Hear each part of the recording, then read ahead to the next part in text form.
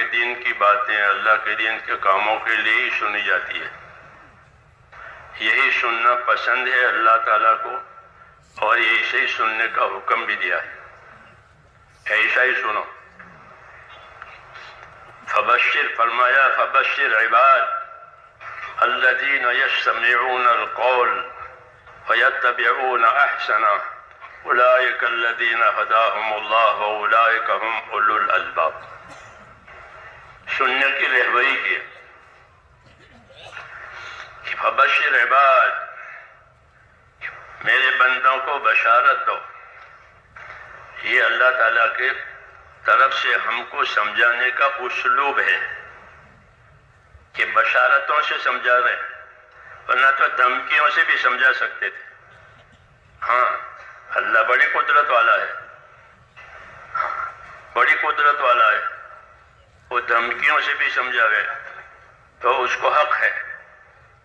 کیوں کہ ساری چیزیں اسی کی ہے، اسی نے دیا ہے، اسی نے پیدا کیا ہے، وہی چلا رہا ہے. اسی کے چلانے سے سارا نظام چل رہا ہے، کسی کا کوئی دخل ہے ہی نہیں. پوری کائنات میں کسی کا کوئی دخل نہیں. اللہ ہی کا امر ہے یہاں، اور اللہ ہی کی مخلوق ہے. لیکن اس کے باوجود اپنے بندوں کو بشارتوں سے چلاتے کہ ان کے کاموں پر ان کو بشارتیں دیتے ہیں تاکہ وہ خوش خوش عمل کرے. اللہ کی بشارت، اللہ کے انعامات کے شوق میں عمل کرنا چاہیے. ایمان اور احتساب جو حدیثوں میں ہے اس کا یہی مطلب ہے کہ اللہ کی باتوں پر، اللہ کی وعدوں پر یقین کرے، اور پھر اللہ نے جو دینے کا وعدہ کیا ہے اس کو حساب میں رکھے کہ اللہ یہ دیں گے، یہ دیں گے، یہ دیں گے، یہ دیں گے، اور اس کی امید میں کام کرے. ہاں، کوئی دوسری امید نہ رکھے. اللہ دینے والے، اور بہت دینے والے، بہت دینے والے. ہاں، ایک بھی نیکی ہوگی تو اس کو بڑا چڑھا کر اس کا بدلہ دیں گے. یہ بشارتیں ہیں. اس نے کہا وبشر عباد، بندوں کو بشارت دو. کون سے بندوں کو؟ الذین یستمعون القول، ان بندوں کو بشارت دو جو بات کو اپنے ارادے کے ساتھ سنتے ہیں.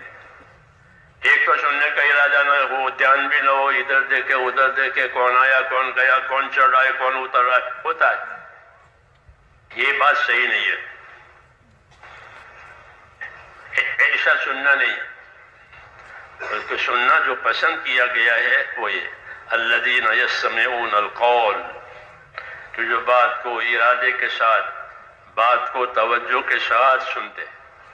مستمع اس کو کہتے ہیں جو ارادے سے سنے، اور سامع اس کو کہتے ہیں کہ بغیر ارادے کے اس کانوں پر آواز آ رہی ہے. جیسے بازار میں سے گزرے تو کہیں قرات کی آواز آتی ہے، کہیں اور چیزوں کی آواز، آدمی گزرتا رہتا ہے اور کانوں پر آواز، کوئی ارادہ نہیں ہے لیکن کان پر آواز آتی ہے. وہ نہیں ہے، بلکہ ارادے کے ساتھ سنے. جیسے ڈاکٹر کی بات سنیں تو کیسے سنتا ہے؟ ادھر ادھر دیکھتا ہے. ڈاکٹر کی بات سنتے وقت، وکیل کی بات سنتے وقت ادھر ادھر نہیں دیکھتا، بلکہ وہ دھیان کے ساتھ، ارادے کے ساتھ اور اس سوجھ بوجھ کے ساتھ سنتا ہے ان کی باتیں کہ یہ بات میرے لیے کی جا رہی ہے. ہاں، ڈاکٹر کی بات میرے لیے ہے اور کسی کے لیے نہیں ہے. وکیل کی بات میرے مسئلے کے لیے ہے، میرے قضیے کے لیے ہے اور کسی کے لیے نہیں ہے. تو دین کی بات بھی یہی ہے کہ یہ ساری باتیں میرے لیے اور کسی کے لیے نہیں ہے. من عمل صالحا فلنفسہ، اللہ نے کہا جو اچھا کرے گا وہ اپنے لیے کرے گا. ہاں، تو اس لیے کہا کہ یستمعون القول، کہ بات کو ارادے کے ساتھ سنتے ہیں. وہ سن کر کیا کرتے ہیں؟ سن کر کیا کرتے ہیں؟ ایک تو سننے کے بعد روایت یہ کہا ہے ٹیپ کر لیا، دنیا میں اس کو ریلے کر دیا. کہ یہ نہیں، یہ نہیں.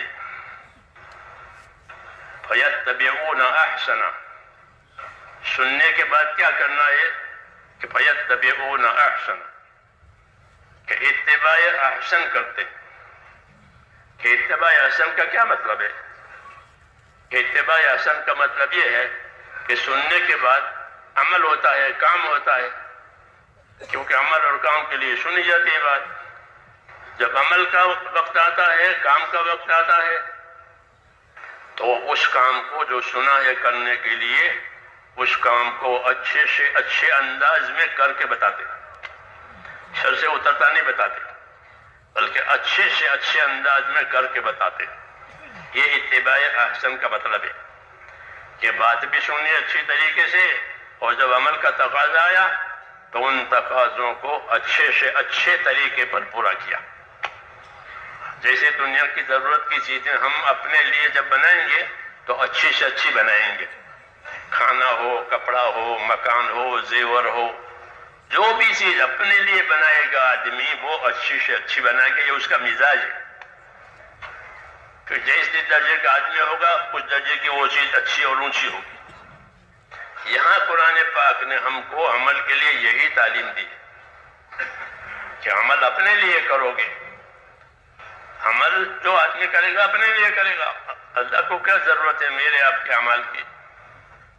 اللہ غنی ہے، اللہ غنی ہے بندوں کی عبادت سے، اس کو کوئی ضرورت نہیں کسی کی عبادت کی. خدا اپنی خدائی کے ساتھ بڑے ہیں، ہاں، ازل سے ابد تک.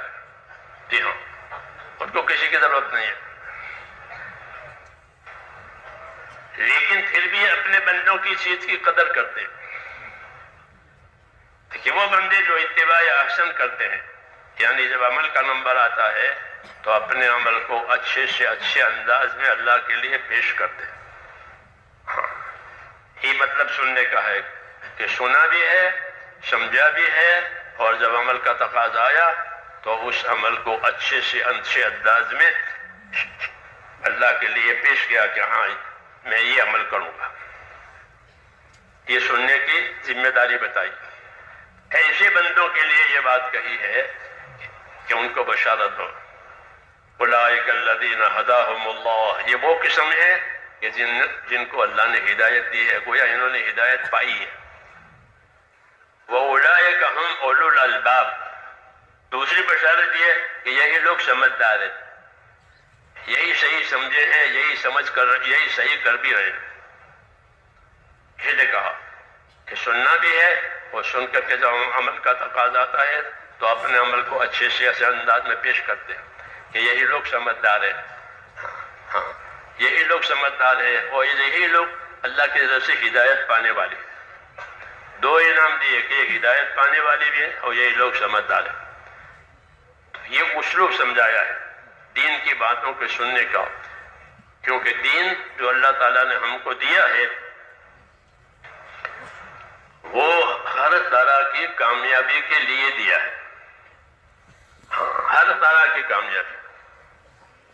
فلاح اس کامیابی کو کہتے ہیں جو دین سے، جو دنیا سے بھی متعلق ہو اور آخرت سے بھی متعلق ہو، اسے کہتے ہیں کامیابی. فلاح، یہ کامیاب ہو گئے، کہ دنیا میں بھی کامیاب ہو گئے، آخرت میں بھی کامیاب ہو گئے. تو کامیابیوں کے لیے اللہ تبارک و تعالیٰ نے دین والا راستہ دیا ہے، اور دین کا تقاضا ہے اتباع. کہ دین کا کیا تقاضا ہے؟ کہ دین کا تقاضا یہ ہے کہ اتباع کرو، یعنی اپنے آپ کو پابند کرو. یہ دین کا تقاضا ہے کہ اپنے آپ کو پابند کرو. عقیدہ کے بھی پابند، سب سے پہلے تو نیت کا پابند، کہ اپنے آپ کو نیت کا پابند کرو. نیت کی حالت ایسی ہے کہ کبھی عمل اچھی نیت سے ہوتا ہے، کبھی بری نیت سے ہوتا ہے، کبھی بغیر نیت سے ہی ہوتا ہے. عادت پڑی ہوئی ہے، عمل کر لیا، یہ ہوتا ہے. عادت پڑی ہوئی ہے، جوتا پہننے کی عادت ہے، سیدھے پاؤں سے پہن لیا، کوئی دھیان نہیں ہے کہ سیدھے پاؤں سے سنت ہے، ہاں، اور بائیں پاؤں سے اتارنا سنت ہے، کوئی دھیان نہیں ہے، عادت پڑی ہوئی. تو عادت تو اچھی ہے، لیکن عادت کو عبادت بنانا ہے.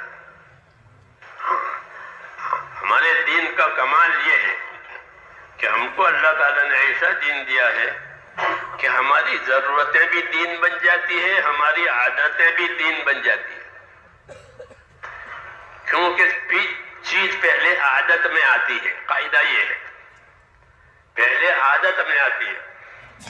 چھوٹے بچے سے نماز پڑھوانے کا جو حکم ہے کہ ان سے نماز پڑھواؤ، جب تمہارے بچے 7 سال کے ہو جائیں تو ان سے نماز پڑھاؤ، 10 سال کے ہو جائیں تو ذرا تیزی کر کے ان کو نماز پڑھاؤ، کہ ان پر تیزی کرو، مارو ہاتھ سے، تاکہ وہ پابند ہو جائے۔ حالانکہ اس پر نماز فرض نہیں ہے، کیونکہ وہ تو نابالغ ہے، لیکن نماز پڑھانی ہے۔ کیوں پڑھانی ہے؟ تاکہ وہ نماز کا عادی بنے۔ یہ مصلحت ہے۔ جب بچپن سے عادی ہو گیا تو جوانی میں اس کو نماز پڑھنا آسان ہو جائے گا۔ اگر بچپن میں یہ عادی نہیں بنا ہے تو اس کی جوانی میں اس کو نماز پڑھنا مشکل ہے۔ اس کے لیے کہ جوانی کی حالت دوسری ہوتی ہے، کہ جوانی میں آدمی تمام چیزوں کی آزادی چاہتا ہے، تمام چیزوں کی آزادی، کوئی پابند آزاد۔ الشباب شعبہ من الجنون، یہ تو جنون کا ایک شعبہ ہے، زمانے دیوانگی ہے، لیکن بچپن سے عادت ہو گئی، اب جوانی میں مشکل نہیں ہے۔ اس لیے حضرت عمر رضی اللہ تعالیٰ عنہ لوگوں کو ایک بات کی ہدایت دیتے تھے، خاص طور سے اللہ کے راستے میں جانے والوں سے اور دین کے کام کرنے والوں سے یہ ہدایت دیتے تھے کہ اپنے آپ کو خیر کے کاموں کا عادی بناؤ۔ سعد بن ابی وقاص رضی اللہ تعالیٰ عنہ جا رہے ہیں لوگوں کو لے کر اللہ کے راستے میں، تو ان کو بہت ساری باتیں کہیں، جسے آپ حضرات روانگی کی باتیں سنتے ہیں اپنے ذمہ داروں سے۔ ایسے ایک مہم پر ان کو بھیج رہے تھے تو بہت ساری باتیں کہی، ان میں سے ایک بات یہ تھی کہ اپنے ساتھیوں کو خیر کے کاموں کا عادی بناؤ، کہ بار بار کرنے سے، دھیان سے کرنے سے اس کی عادت ہو گئی، خیر کی عادت ہو گئی۔ اب عادت کو عبادت بنانا ہے، تو عادت عبادت بنتی ہے یہ کب کہ اس عمل کا کیا فائدہ ہے، اس عمل کی کیا فضیلت ہے، یہ معلوم ہو جائے۔ فضیلت نہیں معلوم ہے تو ایسا ہے جیسے کسی چیز کی قیمت بھی نہیں معلوم ہے اور وہ چیز کو وہ بیچ رہا ہے۔ ایسا کوئی بیپاری نہیں ہے کہ اپنی کوئی آئٹم، اپنی کوئی چیز بیچے اور اس کو قیمت نہیں معلوم ہے، ایسا کوئی نہیں ہے۔ بلکہ جو چیز وہ بیچتا ہے، چھوٹی بڑی بھاری، وہ اس کے اصلی دام کو بھی جانتا ہے اور اصلی دام پر کیا منافع اس کو ملنے والا ہے وہ بھی جانتا ہے۔ اسی کا نام تجارت ہے کہ اپنا سرمایہ بھی سنبھالے گا اور نفع بھی کمائے گا، اس کو تاجر کہتے ہیں۔ اپنا سرمایہ بھی سنبھالا اور اوپر سے نفع بھی کمایا، کہ وہی تاجر ہے جو نفع کماوے۔ ہم کو دنیا میں اسی طرح زندگی گزارنے کی رہبری ہے جیسے تاجر ہوتا ہے۔ حدیثوں میں ہے کل الناس یغدو فبائع نفسه موبقها او معتقها، ہر آدمی دنیا میں اپنی جان مال لگاتا ہے، اپنی صلاحیت خرچ کرتا ہے۔ جو صلاحیتیں، جو طاقتیں اللہ تعالیٰ نے دی ہیں وہ دنیا میں خرچ ہوتی ہے، اپنی ترقی کے لیے یا اپنی ضرورت پوری کرنے کے لیے یا اپنے سے نقصان ہٹانے کے لیے اپنی طاقتیں دنیا میں خرچ کی جاتی ہے۔ کبھی تو طاقت خرچ کی جاتی ہے اس کا فائدہ حاصل کرنے کے لیے، جیسے تجارت میں مال لگایا ہے، زمین میں مال لگایا ہے کہ اس کا منافع حاصل کریں گے۔ کبھی اپنے سے نقصان دور کرنے کے لیے دوا کے پیسے دیے، انجیکشن کے پیسے دیے، آپریشن کے پیسے دیے، یہ کیوں؟ کہ بیماری کی تکلیف دور کرنے کے لیے۔ قاعدے کی بات ہے، کوئی نئی بات نہیں ہے۔ بھی اپنی ضرورت کے لیے، تو اس لیے کہ ہر آدمی اپنی صلاحیت لگائے گا دنیا میں. کیوں کہ اس کو ضرورت بھی پیش آتی ہے اور اس کے پاس ذمہ داریاں بھی ہے. تو ذمہ داریوں کو پورا کرنے کے لیے، ضرورتوں کو پورا کرنے کے لیے وہ اپنی صلاحیت لگائے گا. قاعدہ ہے. اس صلاحیت لگانے میں دو قسم کے لوگ ہیں.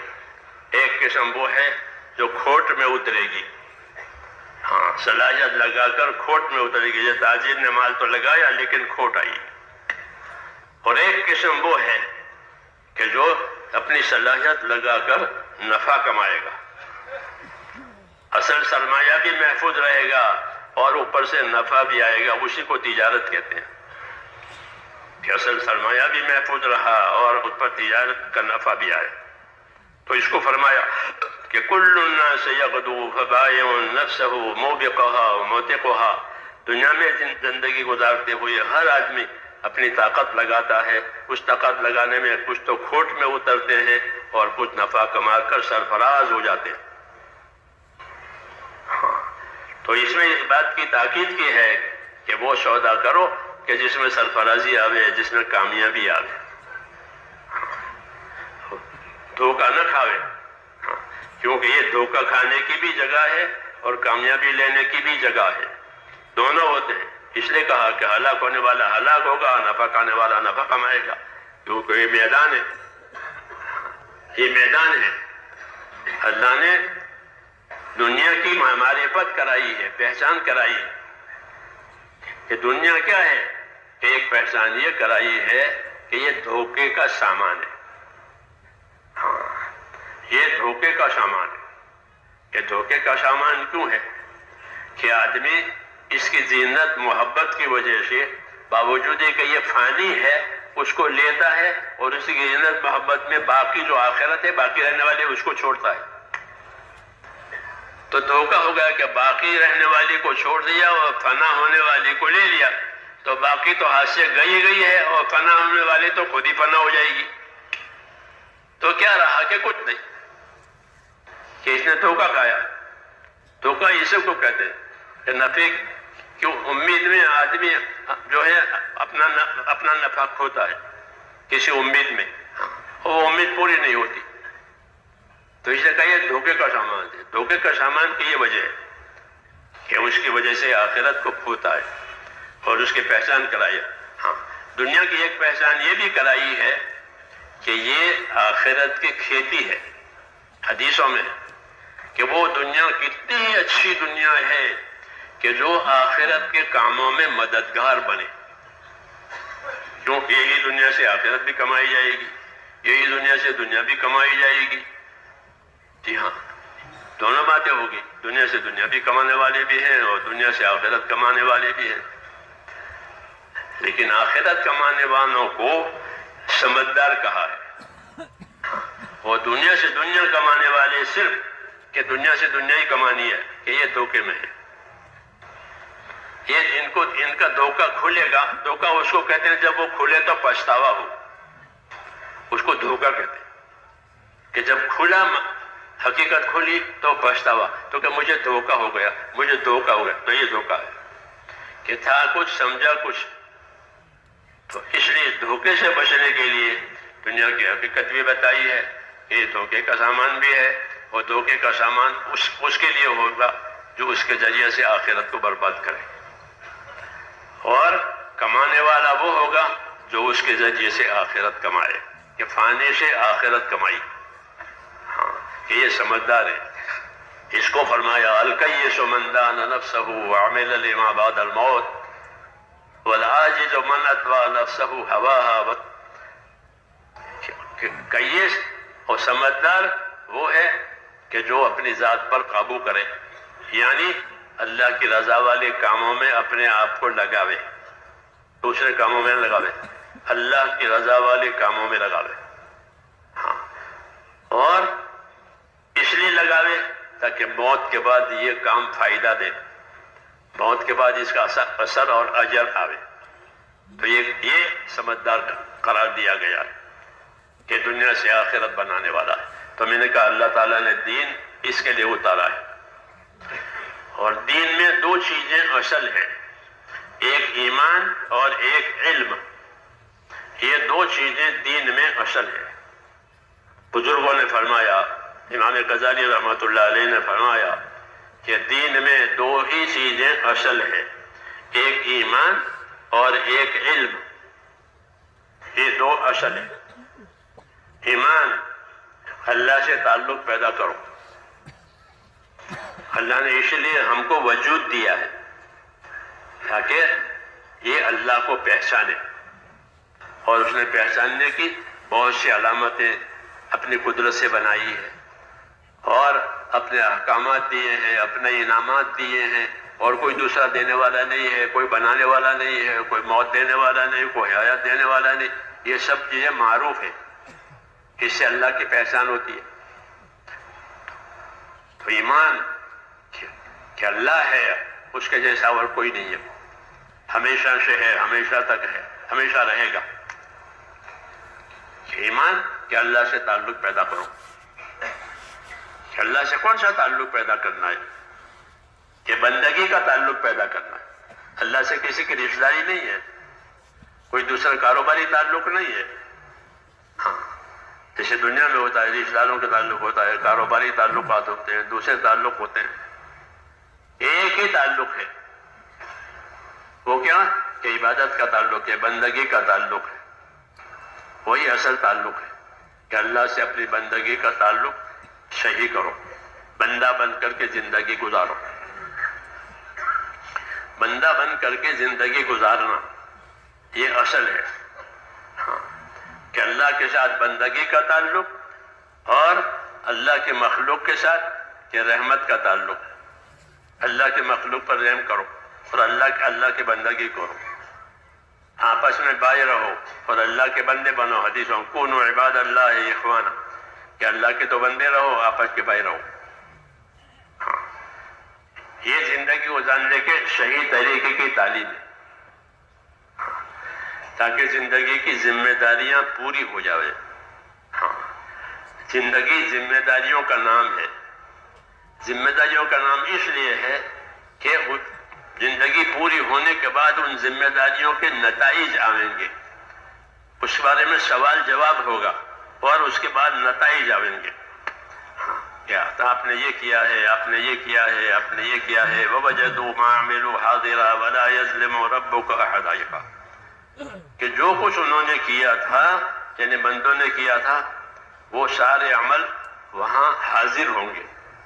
ہاں، وہ عمل وہاں حاضر ہوں گے، اور اللہ کسی کا نقصان نہیں کرے گا۔ یوں کہا کہ اللہ کسی کا نقصان نہیں کرے گا۔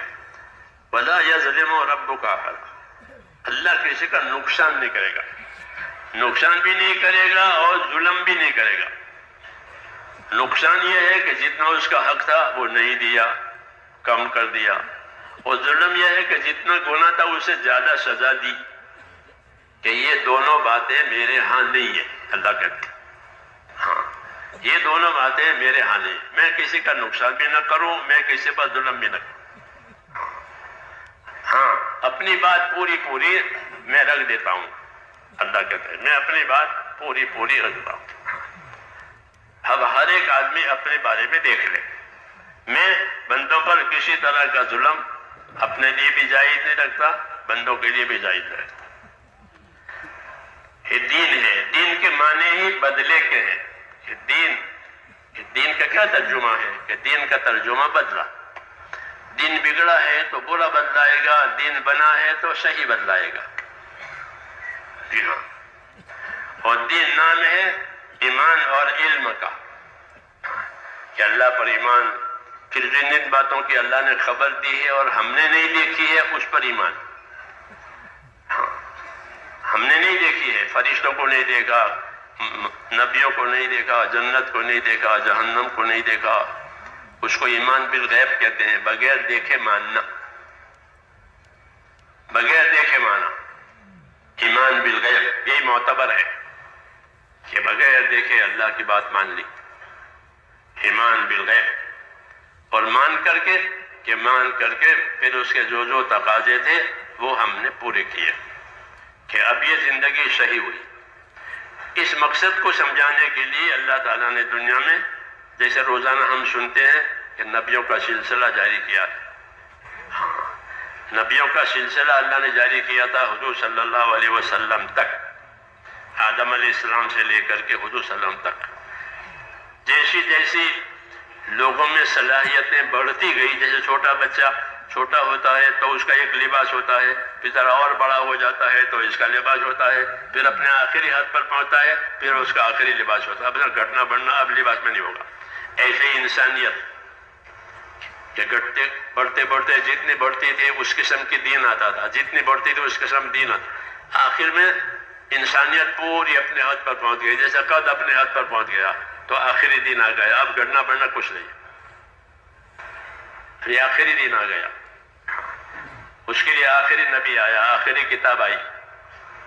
یہ ہمارا دور ہے کہ ہمارا دین، کہ ہمارا نبی آخری نبی ہے، ہماری کتاب آخری ہے اور یہ امت بھی آخری ہے.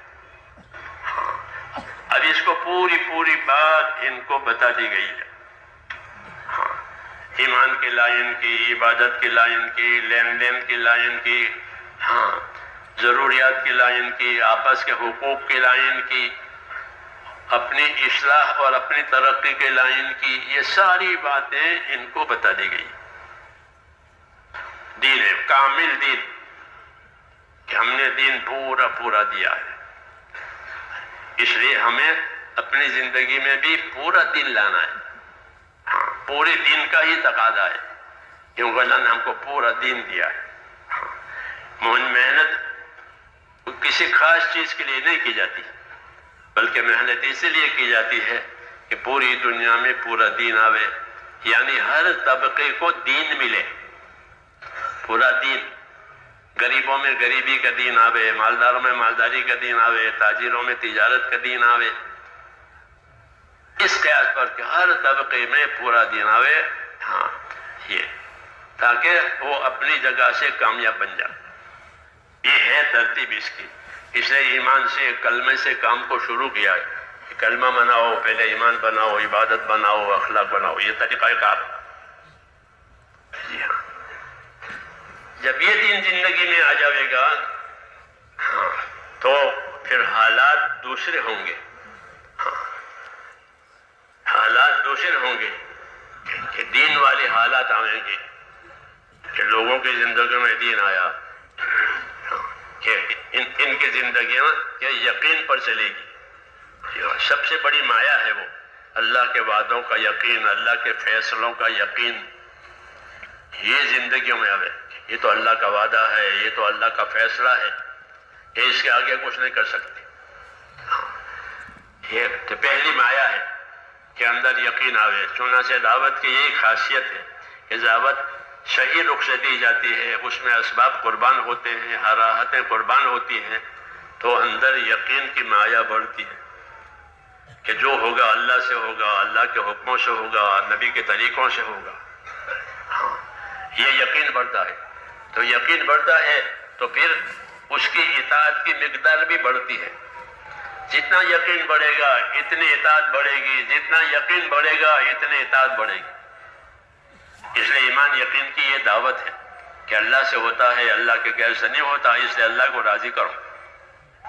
حضور صلی اللہ علیہ وسلم نے فرمایا کہ جو لوگ اللہ کو راضی کر لیں گے تو ان کے لیے سب کچھ ہے. من اصلح ما بینہ و بین اللہ اصلح اللہ ما بینہ و بین خلقہ، کہ جو لوگ اپنا اور خدا کا معاملہ ٹھیک کر لیں گے تو اللہ ان کا اور مخلوق والا معاملہ ٹھیک کر دے گا. یہ بشارت ہے کہ جتنے معاملے ہیں، جتنے قضیے ہیں، یہ سب ٹھیک ہو جائیں گے. کہ کس بنیاد پر؟ کہ اللہ سے معاملہ صحیح کر لیا. اوپر سے اوپر اللہ کے ساتھ معاملہ صحیح ہے، اللہ راضی ہے. کہ جب اللہ راضی ہے کہ باقی کے معاملے اللہ تعالیٰ صحیح کر دیں گے. یہ بڑی بشارت ہے.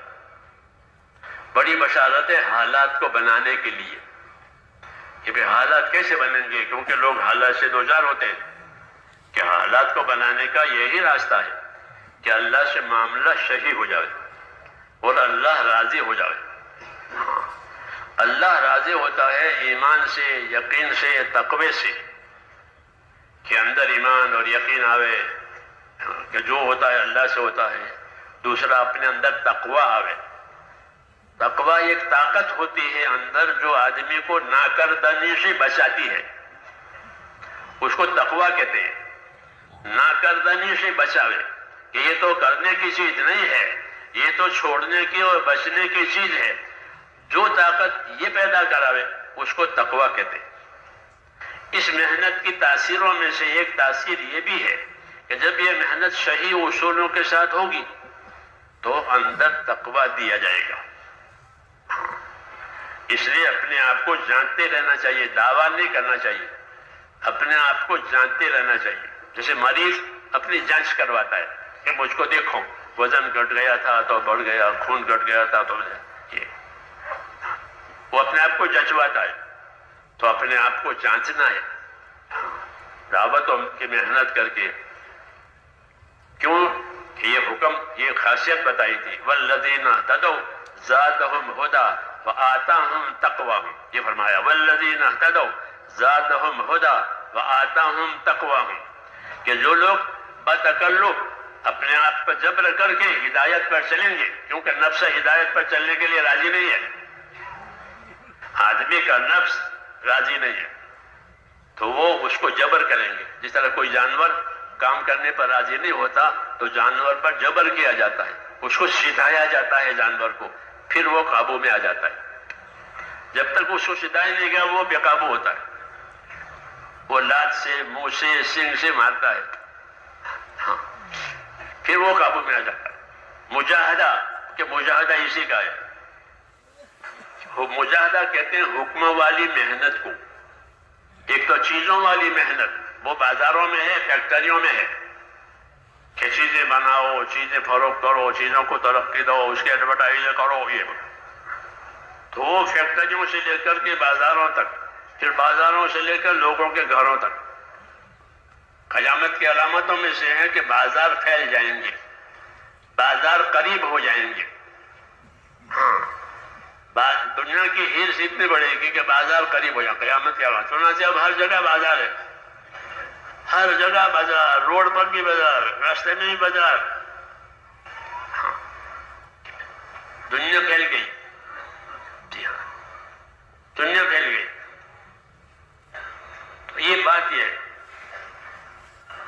اس لیے ہم کو یہ سیکھ دی گئی کہ بتکلف اپنے آپ کو دین کے کاموں کا پابند کرنا, سنت کا پابند کرنا, سنت کا پابند کرنا. کیونکہ مذہب میں اور دین میں اصل اتباع ہے. دین میں اصل کیا ہے کہ اتباع کرو. اتباع دو چیزوں کا ہوتا ہے, ایک اتباع اپنی ہوا اور خواہش کا, اور ایک اتباع حق کا اور ہدایت کا. یہ دو چیزوں کے اتباع دنیا میں ہوتے ہیں, اور دونوں قسم کے لوگ ہوتے ہیں. ایک قسم لوگوں کی وہ ہوتی ہے کہ وہ اتباع ہوا کرتے ہیں, اپنے مالوں کو, اپنی جانوں کو, اپنی صلاحیتوں کو ناحق پر لگاتے, ملک و مال پر لگاتے. ہاں, سارے باطل کی ماں باپ ملک و مال ہے. یہیں سے باطل کو نشو و نما ملتا ہے. جی ہاں, ملک ہوا, مال ہوا, ملک ہوا, مال ہوا. قارون کا مال اور فرعون کا ملک, یہ قرآن میں اس کے مثالیں دی ہیں. ہاں, یہ باطل کے علم بردار ہیں. یہ باطل کے علم بردار ہیں کہ باطل دنیا میں انہیں دو راستوں سے پھیلتا ہے. ہاں, مال, جب صرف مال ہوتا ہے تو مال حق بات سمجھنے نہیں دیتا. ہاں, اس کی محبت, اس کی ترقی کی فکر, یہ آدمی کو حق بات سمجھنے نہیں دیتا. جیسے قارون کو حق بات سمجھ میں نہیں آئی. قارون کو حق بات کہی گئی تھی, اور صرف قارون کو نہیں کہی گئی تھی بلکہ قارون پر رکھ کر ساری دنیا کے مالداروں کو کہی گئی. کیا بات کہی گئی تھی کہ وابتغ فیما آتاک اللہ الدار الآخرہ ولا تنس نصیبک من الدنیا واحسن کما احسن اللہ الیک. یہ پیغام ہے قارون کے نام جو اللہ تعالیٰ نے آج ہمارے لیے بھی کلام پاک میں اتارا ہے, تاکہ دنیا بھر کے جتنے مالدار ہیں, جتنے سرمایہ دار ہیں, ان سب کو رہبری ہو جائے. وابتغ فیما آتاک اللہ الدار الآخرہ, کہ تجھ کو اللہ تعالیٰ نے جو مال دیا ہے اس سے تو اپنی آخرت بنا لے، یہ کہا۔ یہ نہیں کہا تو مال چھوڑ دے یا مال ہم کو دے دے۔ موسیٰ علیہ السلام نے کہا کہ مال مجھ کو دے دے، کہ مجھے نہیں چاہیے۔ ہاں، کہ نبوت مال کی محتاج نہیں ہوتی ہے، اور نبوت کے ہاں مال کا مطالبہ نہیں ہوتا، تو حکومتوں کے ہاں مال کا مطالبہ ہوتا ہے، اور نبی حکومت کرنے کے لیے نہیں آتا، نبی تو رہبری کرنے کے لیے آتا ہے۔ اس لیے انہوں نے یہ رہبری کی کہ جو مال تجھ کو اللہ نے دیا ہے اس سے اپنی آخرت بنا لے۔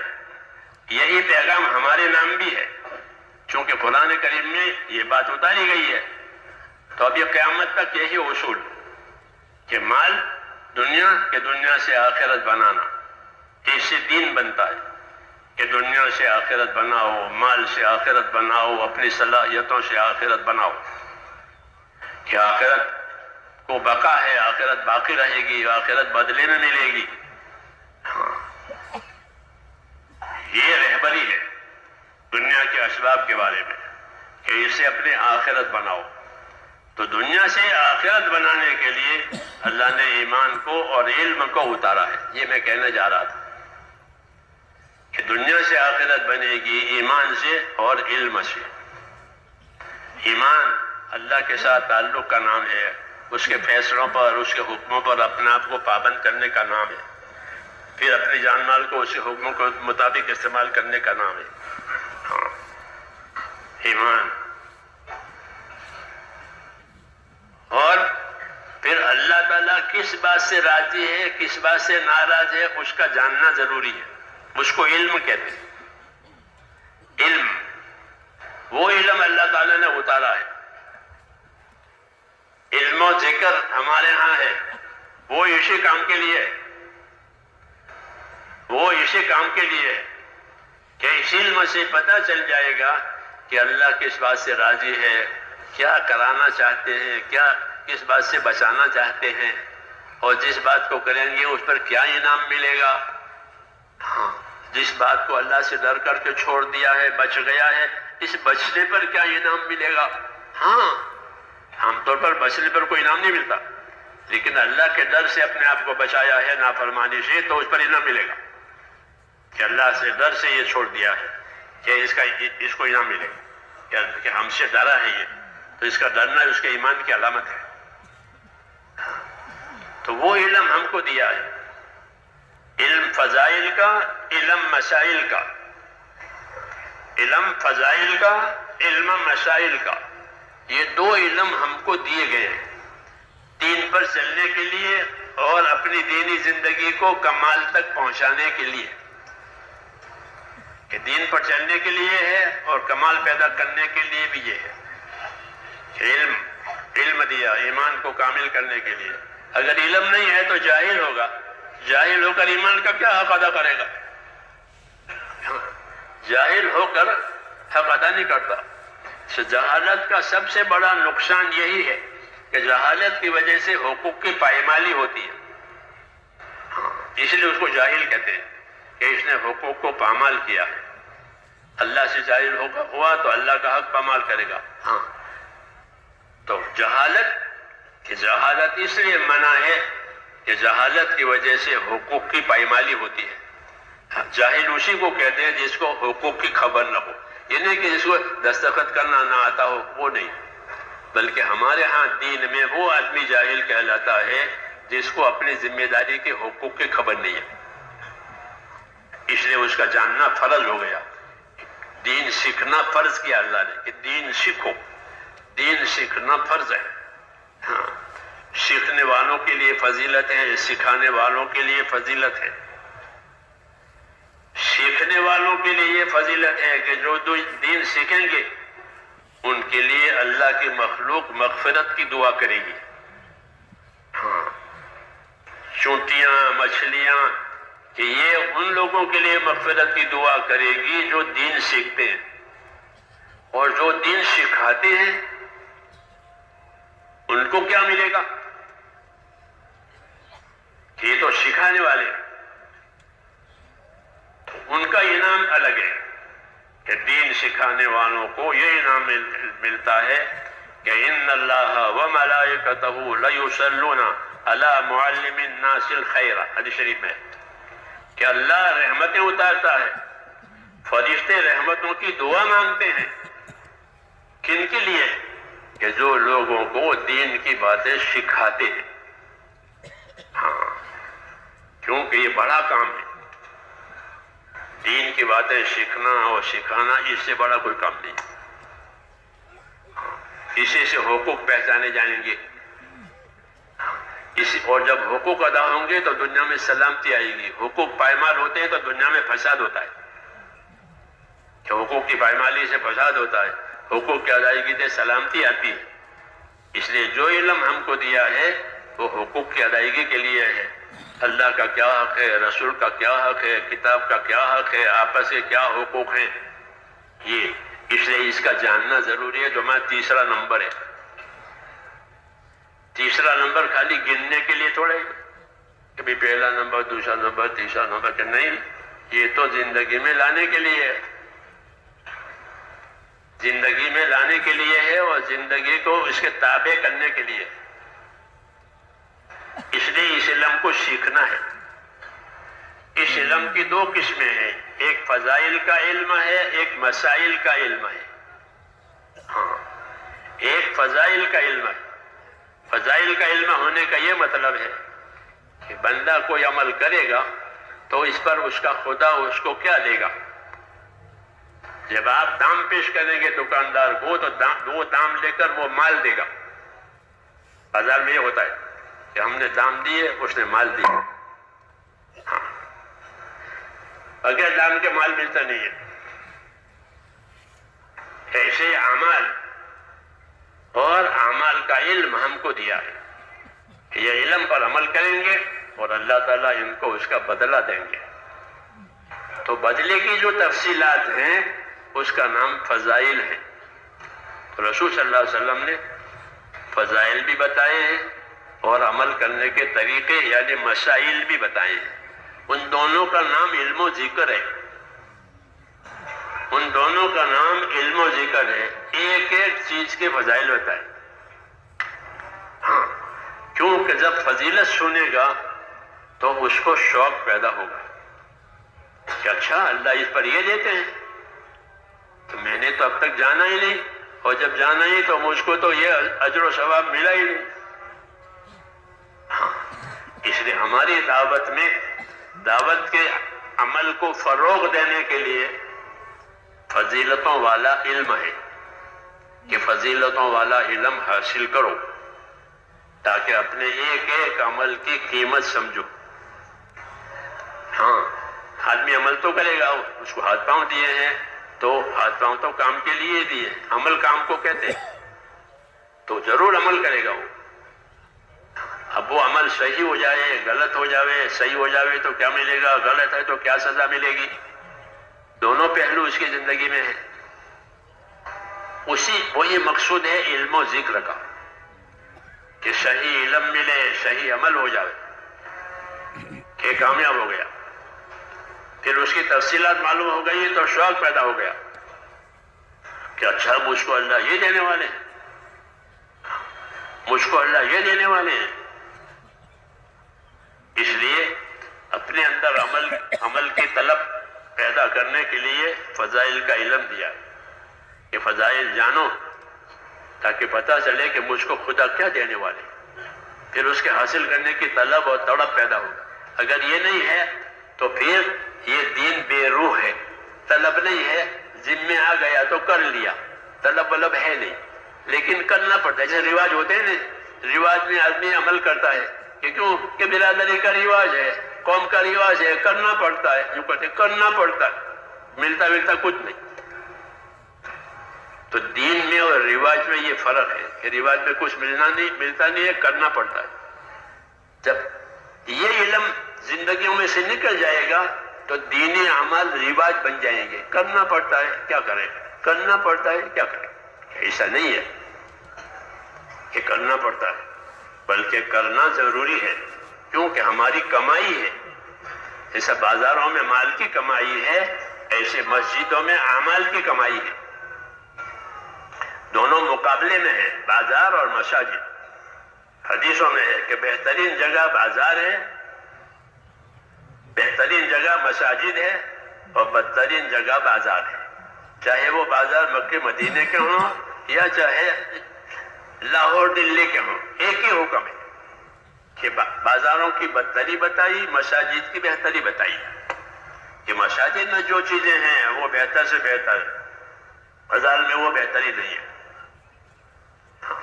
تو مساجد کہ وہ اعمال کی جگہ ہے، وہ اعمال اپنی فضیلتوں کے لحاظ سے اونچی اونچی چیز ہے، اس لیے فضائل کا علم دیا گیا ہے۔ ہاں، علم و ذکر اس کی طرف توجہ بہت کم ہے، ہاں، اس لیے خروج روکھا سوکھا ہے، خروج روکھا سوکھا ہے، ماحول والا خروج ہے، احتساب اور یقین والا نہیں ہے۔ احتساب والا کیا کہ میں جو عمل کروں مجھے اس پر، صحابہ کا خروج یقین والا کیسے؟ جابر بن عبداللہ کہتے ہیں کہ ہم ایک سفر میں تھے، اللہ کے بندے سب سفر میں جا رہے تھے اور سواری پر تھے، تو جابر بن عبداللہ پرانے صحابی ہیں اور بڑی لمبی عمر پائی ہے، ان کی روایتیں بہت ہیں، انہوں نے پیدل چلنے کی فضیلت بتائی۔ مجمع جا رہا ہے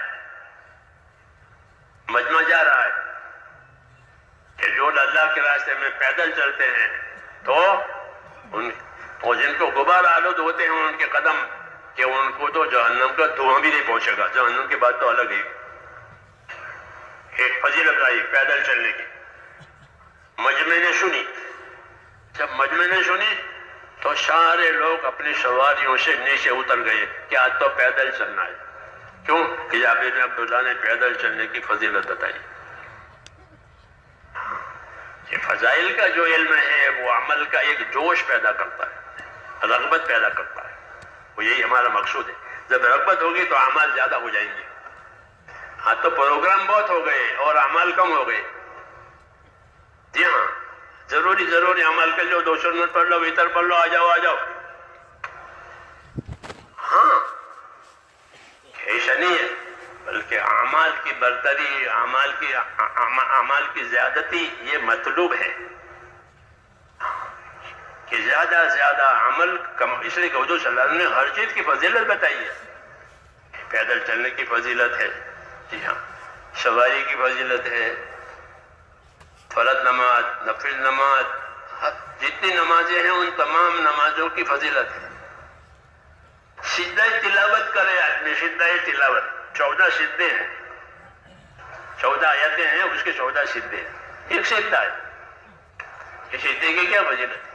مثال دے رہا ہوں، سجدہ تلاوت کیا، کہ سجدہ تلاوت کی کیا فضیلت ہے؟ حدیثوں میں ہے کہ جب بندہ سجدہ کی آیت پڑھ کر سجدہ کرتا ہے تو شیطان ایک طرف جا کے روتا ہے،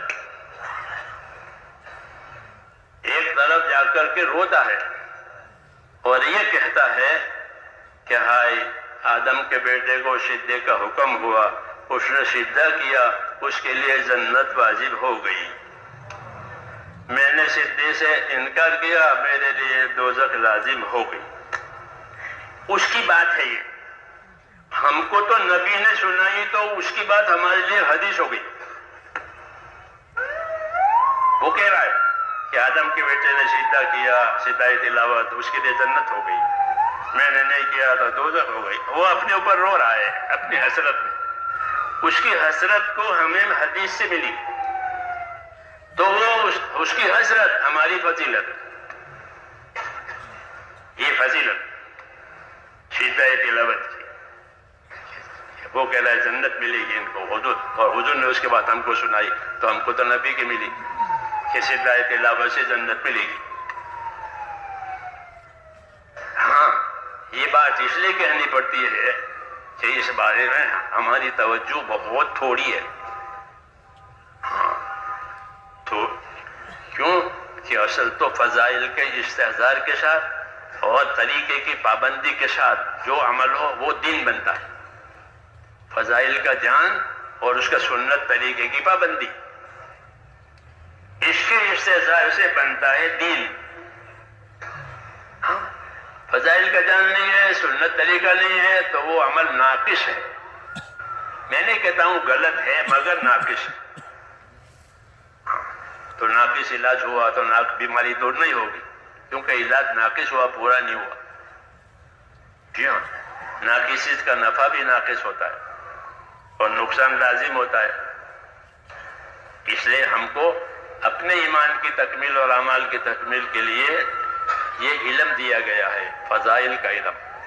حضور صلی اللہ علیہ وسلم نے پتہ نہیں کتنی چیزوں کی فضائل بتائے تاکہ شوق سے کام کرے، اللہ سے امید کے ساتھ کام کرے کہ مجھے میرا خدا یہ دینے والا ہے۔ تو فضائل کی وجہ سے اندر یقین پیدا ہوتا ہے اللہ کے وعدوں کا، کہ اللہ نے رسول کے ذریعے سے ہم کو حق بات دی ہے۔ اس لیے اس کا مذاکرہ، اس کا استحضار یہ ضروری ہے۔ صحابہ اس استحضار اور دھیان کے ساتھ عمل کرتے تھے۔ ایک مرتبہ ابو ہریرہ نے ایک حدیث بیان کی، وہ یہ بیان کی کہ جو آدمی میت کو دفنانے میں شریک ہوگا اور جنازے میں بھی شریک ہوگا، تو اگر صرف جنازے میں شریک ہوا ہے تو اس کو 1 قیراط ثواب ملے گا، اور اگر جنازے کے ساتھ پھر دفن میں بھی شریک ہوا ہے تو 2 قیراط ثواب ملے گا، اور 1 قیراط 1 احد پہاڑ کے برابر ہے۔ یہ انہوں نے بات سنائی ابو ہریرہ، ان کے پاس بہت علم تھا تو وہ لوگوں کو ترغیب دیتے تھے۔ ہاں، ان کی خوبی تھی یہ کہ اپنے علم پر عمل بھی کرتے تھے اور اس کو لوگوں کی ترغیب دیتے تھے۔ جمعہ کے دن ابھی خطیب آئے نہیں ہیں خطبہ دینے کے لیے، ابو ہریرہ کھڑے ہو جاتے تھے، ہاں، منبر کا کونا پکڑ کر حدیثیں سناتے تھے، لوگوں کو رغبت دلاتے تھے، فضائل سناتے تھے۔ جب خطیب آ جاوے تو پھر اپنی بات بند کر دیتے تھے، فضائل سناتے تھے۔ یہ طریقہ تھا ہاں ابو ہریرہ کے بارے میں، اللہ نے ان کو بہت علم دیا تھا۔ تو وہ فضیلت سنائی، یہ مثال کے طور پر میں نے کی کہ 1 قیراط ثواب ملے گا، اگر نماز پڑھی ہے اور دفن میں شریک ہوا ہے تو 2 قیراط ثواب ملے گا۔ تو ابن عمر کو رضی اللہ عنہ کو اس پر کچھ تعجب ہوا، کیونکہ جنازے کی نماز کوئی مشکل نہیں ہے، 4 رکعت، 4 تکبیریں ہیں کھڑے کھڑے، تو عمل آسان ہے اور ثواب بہت بڑا ہے، پہاڑوں کے برابر۔ تو کہیں ابو ہریرہ بھول تو نہیں گئے؟ یہ ان کو اشکال ہوا، تو انہوں نے ان کو توجہ، ابو ہریرہ کیا کہہ رہے ہو؟ سوچ کے کہہ رہے ہو؟ منظور ابو ہریرہ کو ناگوار ہو کہ میں کوئی اپنی تھوڑی چلا رہا ہوں، کیونکہ صحابہ حدیثوں کو بہت امانت داری سے اور ذمہ داری سے پیش کرتے تھے۔ حضور صلی اللہ علیہ وسلم کی طرف غلط بات منسوب کرنا حرام ہے، کہ نبی نے نہیں کہی اور کہیں کہ نبی نے کہی، کہ بہت بڑا گناہ ہے۔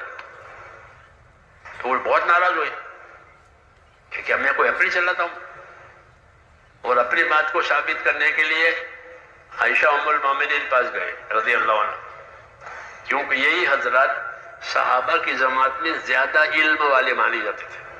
ابو ہریرہ ہوئے، انس ابن مالک ہوئے، عبداللہ ابن عمرو بن عاص ہوئے، یہ ابو ہریرہ، یہ مکثرین فی الحدیث، حدیث کی کثرت والے، ان کے بعد بہت، تو اپنی بات کو ثابت کرنے کے لیے وہاں گئے، حجرے سے باہر پوچھا کہ ام المومنین، وہ جنازے کے قیراط والی حدیث یہ میں نے بیان کی ہے، یہ صحیح ہے؟ کہ ہاں صحیح ہے،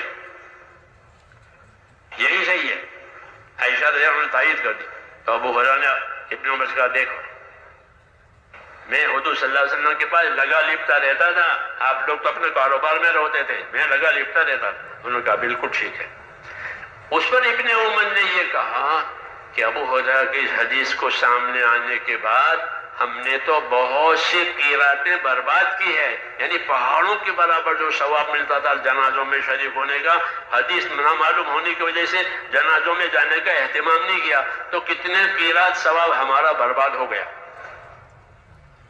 یہ فضیلت کی وجہ سے پچھتاوا ہوا ہے کہ ہم نے اتنے قیرات ثواب، اتنے پہاڑوں کے برابر ثواب نہیں حاصل، کیوں کہ فضیلت معلوم نہیں تھی۔ ہاں فضیلت آج معلوم ہوئی۔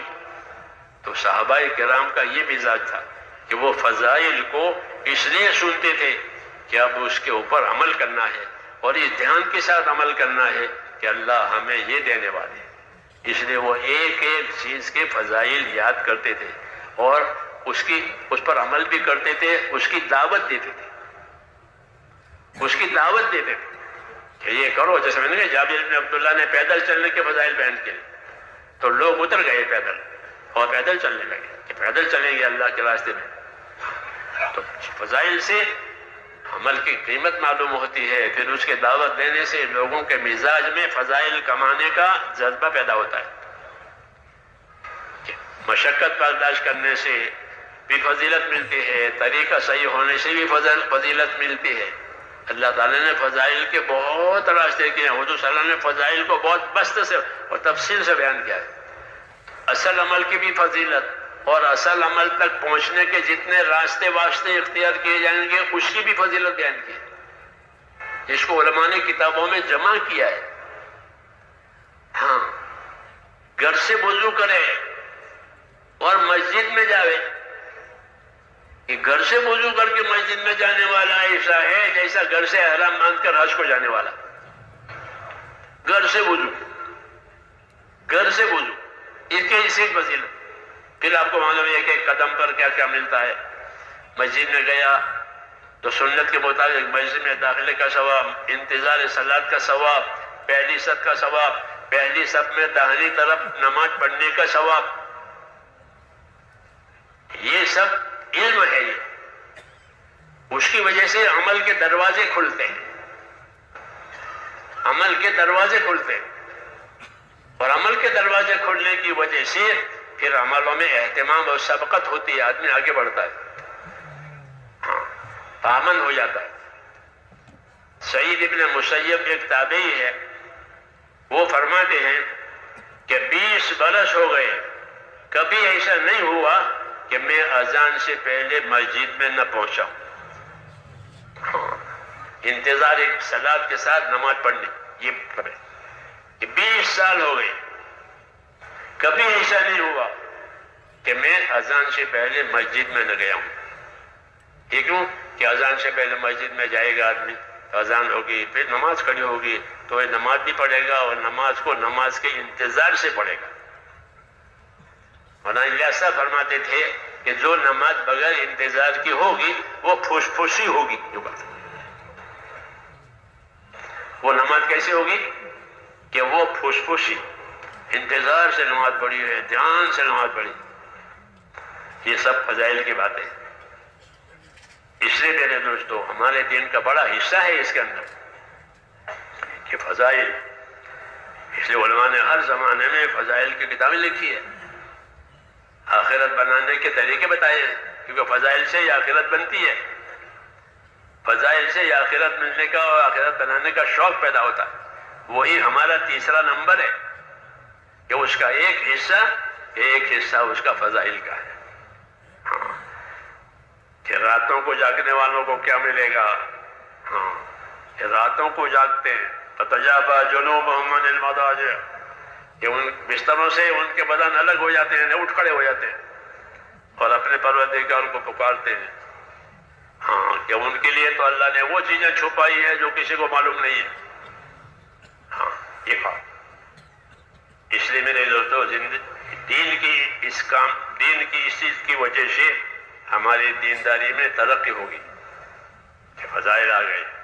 دوسری چیز کہ سنتوں کی پیروی کرنا، طریقوں کا پابند بننا، کیونکہ طریقوں سے مراد سنت طریقے ہیں کہ فضیلت معلوم ہوئی تو فضیلت اس وقت حاصل ہوگی جب عمل صحیح طریقے پر ہوگا۔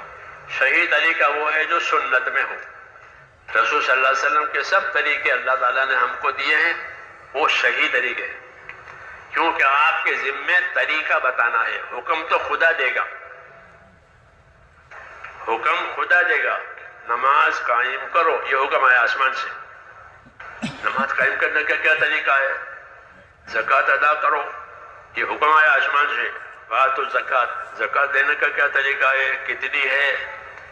تو طریقے نبی صلی اللہ علیہ وسلم سے ملتے ہیں، حکم خدا کی طرف سے آتے ہیں. حاکم تو صرف اللہ ہے، تو حکم اللہ کا ہوتا ہے، طریقہ نبی کا ہوتا ہے. اس لیے علم و ذکر کا دوسرا پہلو یہ ہے کہ زندگی میں ہر کام کا سنت طریقہ آوے. ہاں، سنت طریقے کے مطابق اگر ہوئی تو پھر وہ فضیلت مل جائے گی. یہاں کہ طریقہ بھی صحیح ہو گیا اور فضیلت بھی صحیح ہو گئی. غلط طریقے پر عمل کیا ہے تو فضیلت نہیں ملے گی. جیسے چھوٹے پیسوں سے دنیا میں سودے نہیں ہوتے، کھرے پیسوں سے سودے ہوتے ہیں. ایسے غلط طریقوں سے کہ کوئی فضیلت نہیں ملے گی، کوئی ثواب نہیں ملے گا. وہ غلط طریقوں کو مٹانے کے لیے ہی نبی آتا ہے. اس لیے ہمارے ہاں اتباع کا دوسرا پہلو یہ کہ اتباع میں فضائل کا علم یاد ہونا چاہیے تاکہ عمل کا رغبت پیدا ہو. پھر عمل کا طریقہ معلوم ہونا چاہیے تاکہ عمل صحیح ہو جائے. تو عمل کی فضیلت کے ساتھ عمل کو صحیح طریقے پر ادا کرنا، یہ ہوا اتباع. صحابہ ان چیزوں کو دیکھتے تھے حضور کی زندگی میں اور اپنی زندگی میں لاتے تھے اس کو. ہاں، اس کی عظمت ان کے دلوں میں اس کی وجہ کہ اتنا بڑا کام ہے، اتنا بڑا کام ہے. عظمت، عمل کی عظمت، اس کی فضیلت جاننے کی وجہ سے، اس کے چھوڑنے کی وعید جاننے کی وجہ سے اندر عظمت پیدا ہوتی ہے. پھر عظمت کی وجہ سے عمل فوت نہیں ہوتا کہ اس کی اتنی عظمت ہے. جیسے مال کی عظمت کی وجہ سے آدمی مال کا نقصان برداشت نہیں کرتا. یہ تو بہت بڑا نقصان میرا، یوں کہے گا بہت بڑا نقصان ہے میرا. تو دنیا دار دنیا کی قیمت جانتا ہے، دنیا کا نقصان برداشت نہیں کرتا. دیندار دین کے کام کی قیمت جانتا ہے، وہ اس کا نقصان برداشت نہیں کرتا. تو یہ چیزیں پیدا ہوتی ہیں میرے دوستو. ان چیزوں کو جان کر اپنے آپ کو اس میں لگائے، عظمت پیدا ہوگی، فضیلت پیدا ہوگی تو عظمت پیدا ہوگی. یہ عمل کیسے چھوٹے؟ یہی چیز نمایاں تھی صحابہ کی زندگی میں، اس لیے ان کا اتباع کامل ہو گیا تھا. کیونکہ وہ ڈرتے تھے کہ عمل چھوٹ گیا، طریقہ چھوٹ گیا تو کچھ بھی نہیں رہا. خبت و خسرت، یوں کہتے کہ اگر میں یہ غلط طریقہ اختیار کروں تو میرا تو بٹا بیٹھ گیا، میرا تو نقصان ہی ہو گیا. اس لیے اپنے آپ کو ایمان کے ساتھ علم و ذکر کا پابند کرنا، یہ ہماری دعوت کی بڑی چیز ہے کہ ہم علم و ذکر کی پابندی کے ساتھ اپنی دعوت میں چلیں گے، اسی کی دعوت دیں گے. علم کہاں سے آیا؟ کہ اللہ کی طرف سے. طریقہ کہاں سے آیا؟ کہ رسول کی طرف سے. اب اسے اتباع پورا ہو جائے گا. اتباع کی اہمیت ہے مذہب میں، یہاں تک کہ نبی کو بھی اتباع کا حکم ہے کہ نبی کس کا اتباع کرے گا؟ کہ نبی وحی کا اتباع کرے گا. اتبع ما اوحی الیک، جو وحی آپ پر آ رہی ہے نبی آپ اس کے پابند بنے. اور ہم کو پابند ہونے کا حکم ہے نبی کے طریقوں کا. اس لیے میرے دوستو علم و ذکر کی یہ غرض و غایت ہے. ہاں، یہ خالی 6 نمبر گننے کی نہیں ہے، گننے کے بھی ہیں. یہ پہلے تو گنتی میں آئیں گے، پہلے یاد میں آئیں گے، پھر اس کی حقیقت معلوم ہوگی. تو یہ 2 پہیے ہیں دینداری کے. امام اللہ صاحب کہتے تھے علم ذکر کہ یہ 2 پہیے ہیں، دین کی گاڑی اس پر چلے گی. یہ پہیے نہیں ہوں گے تو پھر گاڑی ڈیر ہو جائے گی. کہاں چلے گی؟ کہاں چلے گی؟ یہ ڈیر ہو جائے گی. یعنی زندگی علم و ذکر سے کٹ جائے گی تو پھر جہالت اور غفلت آئے گی جیسے آج ہے. ہماری دعوت میں علم و ذکر کا ایک بڑا مقام ہے. شروع میں جب ہم چلتے تھے، بہت 60 سال کی بات کر رہا ہوں، تو ہم سے کہتے تھے علم اہم ہے، علم علماء سے پوچھو. جو بات چیزیں علماء سے پوچھنی پڑتی ہے. فضائل کی کتابوں میں فضائل ملیں گے. مسائل کی بات آئی، کوئی اور دینی مسئلہ آیا تو عالموں سے پوچھنا پڑے گا. تو صحیح علم اہل علم سے ملے گا.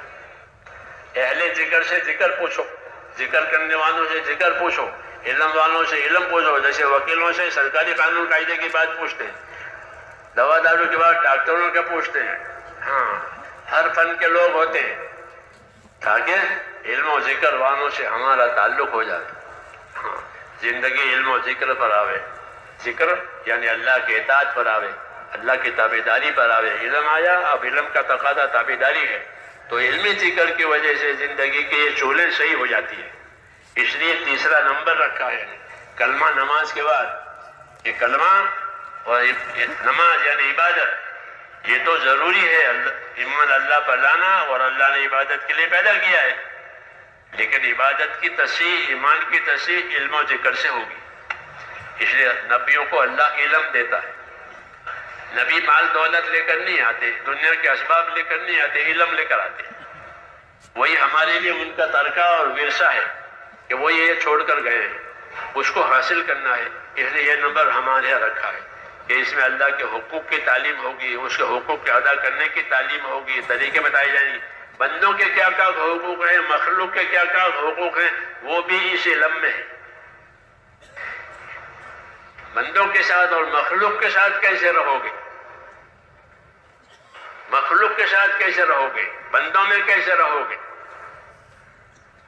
تو بندوں میں رہنے کے لیے اس علم میں یہ روشنی دی کہ اللہ کی مخلوق کے ساتھ انصاف سے رہو. جو اپنے لیے پسند کرو وہ دوسروں کے لیے پسند کرو، جو اپنے لیے ناپسند کرو وہ دوسروں کے ناپسند کرو. اگر یہ بات ہوئی تو مسلم بنے گا. حدیث شریف میں تو مومن بنا، مسلم بنا. جو تو اپنے لیے پسند کرے وہ دوسرے کے لیے پسند کرے، جو اپنے لیے ناپسند کرے وہ دوسرے کے ناپسند کرے. اس کو انصاف کہتے ہیں. انصاف زندگی میں آوے، احسان زندگی میں آوے، دوسروں کے ساتھ احسان کرنا تاکہ معاشرت اور رہن سہن صحیح ہو جائے. جب معاشرت صحیح ہو جائے گی تو دین کا پھیلنا آسان ہو جائے گا. معاشرت بگڑ جاتی ہے تو دین کا پھیلنا مشکل ہو جاتا ہے. ہمارا یہ کام معاشرت کے راستے سے چلا ہے. اس کے سمجھنے والے تھوڑے ہیں لیکن تھوڑے ہیں کہ اس کام کو معاشرت کے راستے سے چلایا گیا ہے. ہمارے پاس کوئی حکومت نہیں ہے، ہمارا کوئی دبدبہ نہیں ہے، ہمارے پر کوئی لالچ نہیں ہے کہ لالچ دے کر کام کراویں، دبدبہ دے کر کام کراویں، کہ ہمارا یہ طریقہ نہیں ہے. تو پھر اس کام کو کس طریقے سے چلایا گیا ہے؟ اس کام کو معاشرت کے راستے سے چلایا گیا. اسلام میں معاشرت ہے یعنی دوسروں کے ساتھ رہنا سہنا، اس کو معاشرت کہتے ہیں. لین دین کو معاملات کہتے ہیں، رہن سہن کو معاشرت کہتے ہیں عربی میں. کہ دوسروں کے ساتھ کا رہن سہن کیسا ہو، اپنوں کے ساتھ پرایوں کے ساتھ کیسے رہو گے، لین دین میں کیسے رہو گے، سفر میں کیسے رہو گے، حضر میں کیسے رہو گے. ان طریقوں کا نام معاشرت کا طریقہ ہے. ہماری محنت نے یہ معاشرت کی تعلیم دی ہے اور یہ کام معاشرت کے راستے سے چلا ہے. معاشرت کے راستے سے چلنے کا مطلب یہ ہے کہ آدمی کو اپنا بھائی بنا کر اس کو کام میں لگایا گیا ہے کہ تو میرا بھائی ہے. میں نے بھی آپ جانے ملاقاتوں میں گشتوں میں بھائی دیکھو بھائی ہم نے بھی کلمہ پڑھا ہے، آپ نے بھی کلمہ پڑھا ہے، یہ بات کرتے ہیں کہ تو میرے کلمے میں اور میں تیرے کلمے میں شریک ہوں. تو ہم تو بھائی ہیں کہ بھائی ٹھہرا کر کے، بھائی بتا کر کے کام کرانا، اس کو معاشرت کہتے ہیں. تو اس لیے مولانا الیاس صاحب رحمۃ اللہ علیہ پر جو کام اللہ نے کھولا ہے، وہ جو طریقہ ان پر کھلا ہے، وہ طریقہ یہ کھلا کہ یہ کام معاشرت کے طریقے سے ہوگا. ہمارے پاس حکومت نہیں ہے، ہمارے پاس کوئی فنڈ نہیں ہے کہ بھائی پیسے دے کر کام کرائیں. اس دنیا میں ہوتا ہے کہ بھائی ان کا فنڈ ہے، ان کے پاس کوئی ٹرسٹ ہے، کہ ہمارے پاس کوئی ٹرسٹ نہیں ہے، ہمارے کوئی فنڈ نہیں ہے ہمارے پاس. ہم تو بھائی بنا کر اور فائدہ اور فضیلت بتا کر کام کرائیں گے. چنانچہ اس کام نے اس طریقے پر اثر کیا ہے کہ تم میرے بھائی ہو، ہم آپ سے ملنے کے لیے آئے. دنیا کے ملکوں میں جب شادی شروع میں جاتے بھائی کیوں آئے ہو؟ ہم تو لوگ تجارت کے لیے جاتے ہیں، شادیوں کے لیے جاتے ہیں، علاج کے لیے جاتے ہیں، یہ رواج ہے. ہم تو شادی کے لیے بھی نہیں جاتے، علاج کے لیے جاتے ہیں، تجارت کے لیے جاتے ہیں. پھر پیسے خرچ کر کیوں آئے؟ ان کو اشکال ہوتا ہے کہ آپ سے ملنے کے لیے آئے. کہ ہم سے کیوں ملنا ہے کہ آپ ہمارے بھائی ہیں. تو اپنا بھائی بنا کر کام کرایا، اس کو معاشرت کہتے ہیں. یہ طریقہ وہ ہے بھی بھائی، اس لیے سب آدم کے اولاد ہے. وہ تو سب یہ کہتے تھے کہ سب آدم کے اولاد ہیں، سب بھائی ہیں، ان کے ماں باپ ایک ہی ہیں. پھر دین ملا اللہ نے. تو یہ معاشرت والا معاملہ ہے، اور معاشرت کی بنیاد ہمارے ہاں احسان پر ہے کہ معاشرت میں کیا کرنا ہے، ایک دوسرے کے ساتھ احسان کرنا ہے، ایک دوسرے کے ساتھ انصاف کرنا ہے. ہاں یہ اصول ہے کہ انصاف سے رہو، احسان سے رہو. جو اپنے لیے پسند کرو وہ دوسروں کو پسند کرو، اور اس سے آگے یہ ہے کہ دوسروں کو نفع پہنچاؤ اور ان سے نفع کی امید مت رکھو. دوسروں کو نفع پہنچاؤ، ان سے نفع کی امید مت رکھو. ہر آدمی کو اس کے درجے پر رکھو، جس کا جو درجہ ہے وہ درجہ پہچانو. یہ حدیثوں میں کہ اگر تمہارے پاس کسی قوم کا کسی جگہ کا بڑا آدمی آتا ہے تو تم بھی اس کو بڑا سمجھو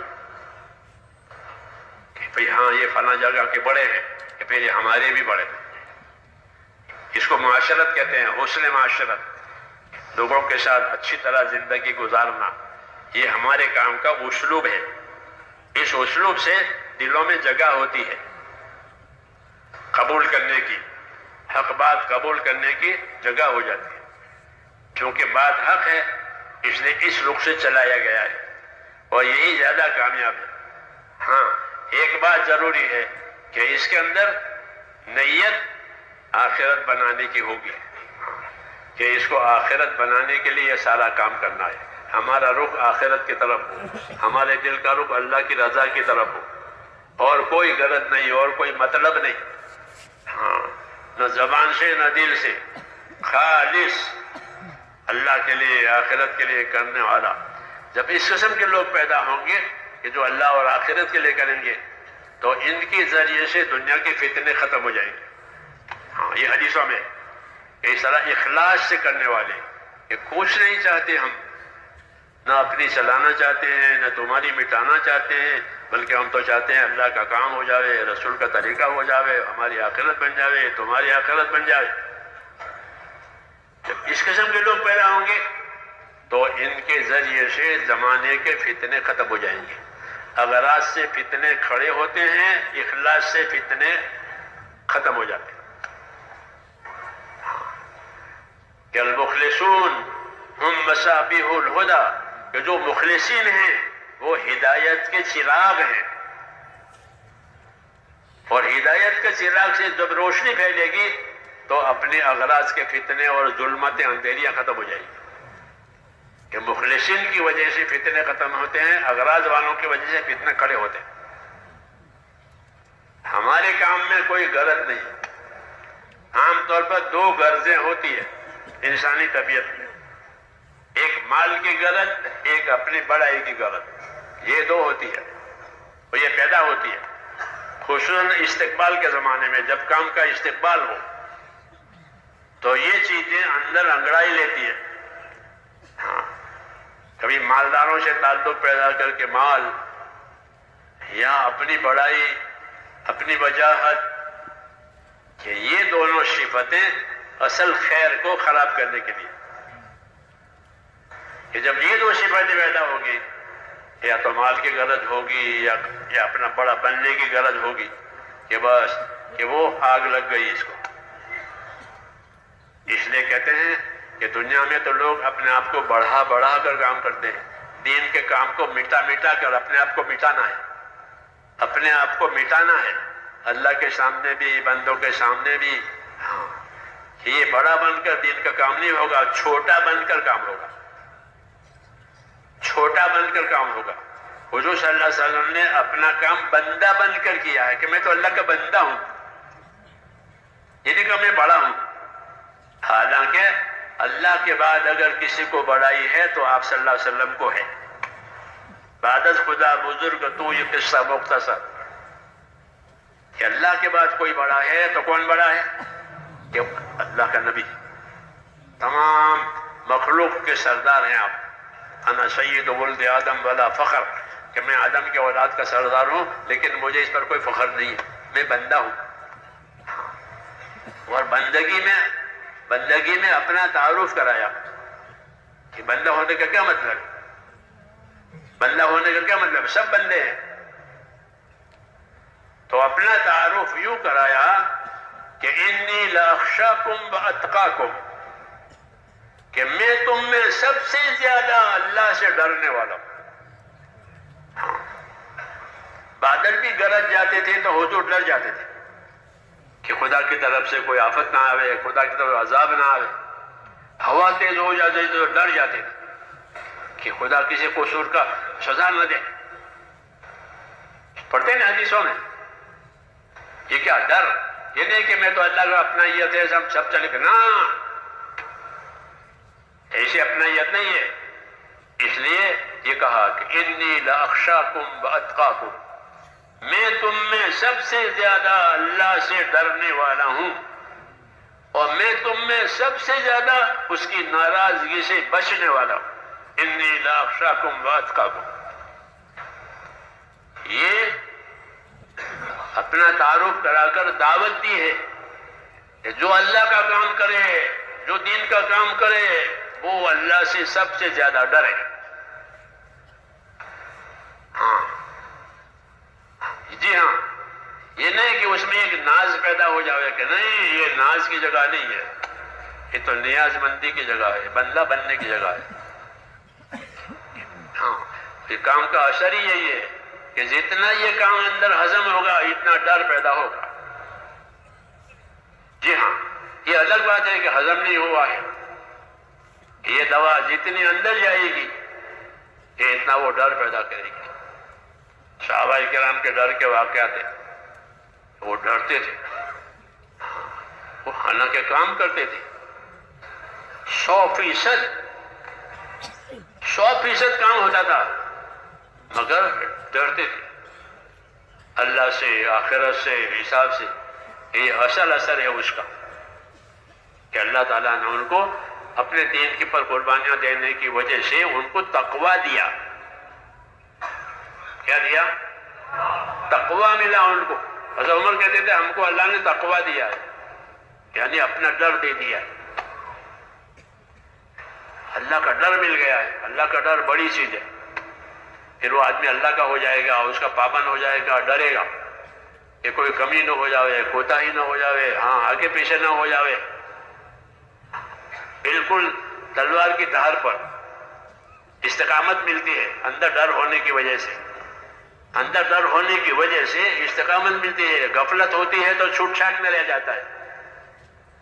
اس کام کی تاثیر ہے. والذین اہتدوا زادہم ھدی وآتاہم تقواہم، بشارت ہے کہ والذین اہتدوا، جو بتکلم ہدایت کی راہ پر چلا کریں گے، اللہ ان کو صحیح رہبری بھی دے گا اور ان کے دلوں میں تقویٰ ڈالے گا. اس لیے اللہ سے تقویٰ مانگنا چاہیے کہ اللہ ہم کو ہدایت بھی دے، ہم کو تقویٰ بھی دے، کہ ہدایت مثبت ہے کہ صحیح رخ پر چلا لے، اور تقویٰ دے کہ غلط رخ سے بچا لے.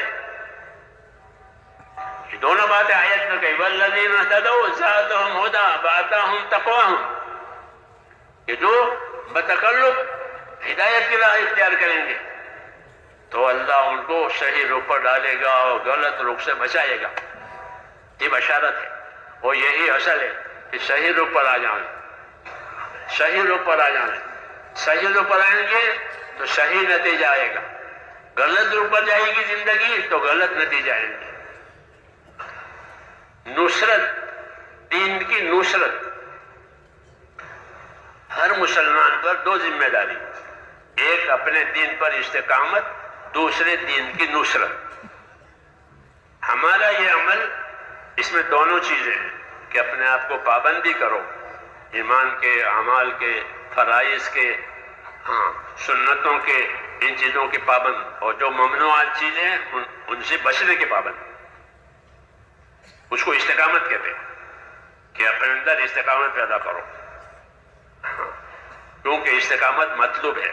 دوسرا نصرت کرو، کہ نصرت کرنے والی بنو، دین کے مددگار بنو. دین کے مددگار بنیں گے تو اللہ ہماری مدد کرے گا. یہ اللہ کا وعدہ ہے. معروف ہے، مشہور ہے کہ تم اللہ کے دین کی مدد کرو گے تو اللہ تمہاری مدد کرے گا اور تمہارے قدموں کو جمائے گا. یہ کہا ان تنصروا اللہ ینصرکم ویثبت اقدامکم، کہ تمہارے قدموں کو اللہ جمائے گا نصرت کرنے کی وجہ سے. نصرت کے معنی خود بھی سیکھے، دوسروں کو بھی سکھاوے، خود بھی چلے، دوسروں کو بھی چلنے کے لیے تیار کرے. نصرت، نبی آتا ہے تو نصرت کا مطالبہ کرتا ہے کہ بھائی مجھے اللہ کے دین کا کام دیا ہے، میرے مددگار بنو.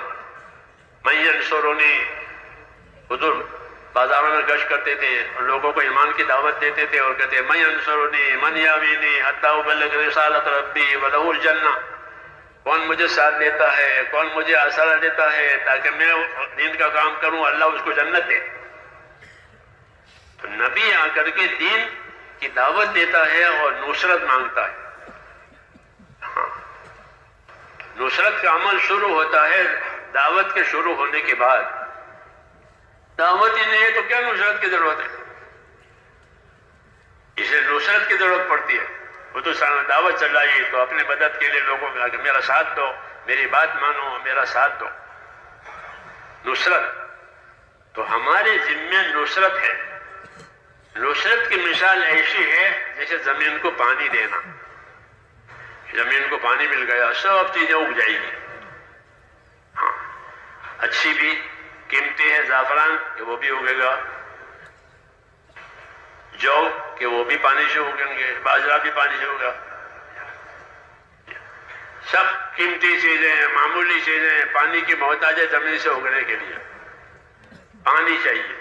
وجعلنا من الماء کل شیء حی، کہ ہم نے پانی سے ہر چیز کو زندہ کیا ہے. نصرت تو نبی آ کر نصرت طلب کرتا ہے، میرا ساتھ دو، میری نصرت کرو. نصرت اصول کے مطابق ہو تو کیا اثر پڑے گا، نصرت بے اصولی سے ہو تو کیا اثر پڑے گا. عیسیٰ علیہ السلام کے زمانے کے جو لوگ تھے وہ بھی اپنے آپ کو نصارہ کہتے تھے، یعنی نبی کے نصرت کرنے والے. نصرت، عیسیٰ علیہ السلام پیغمبر ہیں، ان کو بھی نصرت کی ضرورت ہے. انہوں نے بھی لوگوں کو نصرت کی دعوت دی ہے. من انصاری الی اللہ، تو وہ بھی نصرت کرنے والے.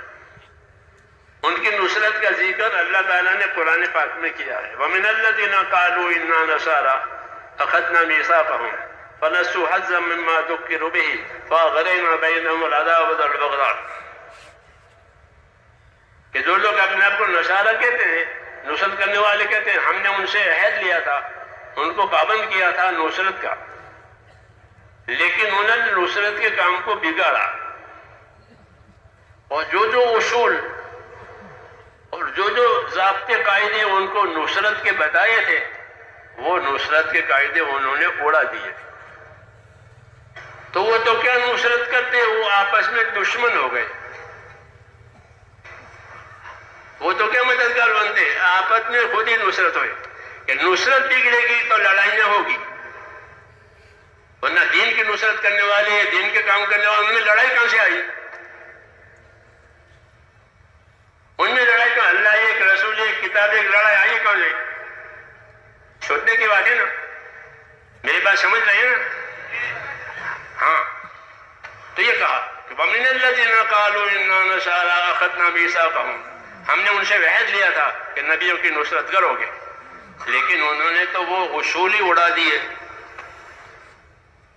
اور بھولا دیے جان بوجھ کے. تو نصرت کے اصول اڑ گئے تو بجائے نصرت ہونے کے دشمنی آ گئی.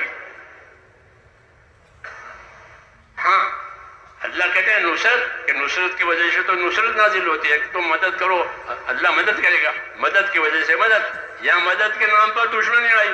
بات کیا تھی کہ انہوں نے نصرت کے اصول بگاڑ دیے. یہ قاعدے بھی رہتے ہیں ہم کو قرآن حدیث سے کہ نصرت کے اصول بگڑیں گے تو یہ نصرت والے خود لڑیں گے، ورنہ لڑائی کا کوئی سوال ہی نہیں پیدا ہوتا.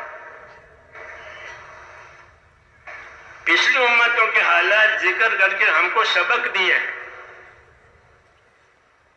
ہاں، کہ دیکھو انہوں نے ایسا کیا تو کیا ہوا کہ ایک دوسرے کے دشمن ہو گئے. فَأَغْرَيْنَا بَيْنَهُمُ الْعَدَاوَةَ وَالْبَغْضَاءَ، ان کے درمیان دشمنی آ گئی، دوستیاں ختم ہو گئی. بغض پیدا ہو گیا ان کے اندر. اچھا، انصار مدینہ نے نصرت کی، یہ پہلے دشمن تھے. انصار مدینہ پہلے کیسے تھے؟ دشمن تھے. قرآن نے کہا کہ تم تو دشمن تھے. ان کی نصرت کی وجہ سے ان کی دشمنی ختم ہو گئی، یہ بھائی ہو گئے. وہ نصرت بگاڑنے سے دشمن ہو گئے، یہ نصرت صحیح کرنے سے دشمنی ختم ہو کر بھائی ہو گئے. سمجھ میں آ رہی بات؟ ہاں، اس لیے میرے بھائیوں، بے شک نصرت ہے، محنت ہے، لیکن اس کے ضابطے قاعدے کا اپنے آپ کو اخلاص کے ساتھ پابند کرنا ضروری ہے. ورنہ تبلیغ کے نام پر یا دین کے نام پر لڑائی کوئی سوال ہی نہیں پیدا ہوتا. لڑائی تو وہاں پیدا ہوتی ہے جہاں اپنی اپنی غرض ہوتی ہے. دو بھائیوں میں لڑائی ہوگی، کیوں؟ کہ وہ باپ کا ورثہ لینا چاہتے کہ باپ کے مال میں بھی شریک ہوں، باپ کے مال میں میں بھی شریک ہوں. تو اگر انہیں دین نہیں ہوگا تو وہ لڑیں گے، اور دین ہوگا تو اپنا اپنا حصہ لے لیں گے، کیونکہ دین نے ہر ایک کا حصہ بتایا ہے. ٹھیک کہ ضابطے قاعدے جب نصرت کے نہیں ہوں گے تو بجائے نصرت کے دشمنی آئے گی. ہاں، یہ کوئی نئی بات نہیں ہے، ورنہ کیا لڑائی کی کیا گنجائش ہے. ہم تو بھائی بلایا، بھائی ماں میرے بھائی ہیں، آؤ اللہ کے نام پر مسجد میں آؤ، دین کی باتیں سنو، کوئی لینا دینا نہیں ہے.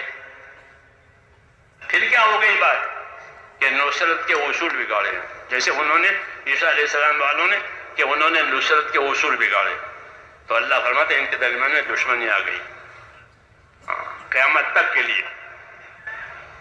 جی ہاں، ایسی پھر سزا آئی کہ نصرت سے نصرت بھی آ سکتی ہے، نصرت سے مدد بھی آ سکتی ہے، نصرت سے عداوت بھی ہوتی ہے. یہ کام معمولی نہیں ہے، بہت غیر معمولی ہے. مولانا جی ایسا فرماتے تھے کہ یہ کار نبوت ہے.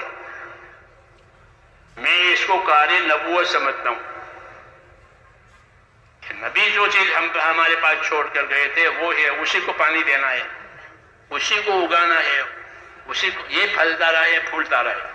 تو میں نے یہ مثال اس پر عرض کی تھی کہ جب نصرت بگڑے گی تو بجائے مددیں آنے کی عداوتیں آئے گی، جیسے پہلی قوموں میں آئی تھی. اس لیے اللہ نے پہلی قوموں کا ذکر کر کے ہم کو سبق دیا ہے. سمجھ میں آ رہی نا بات؟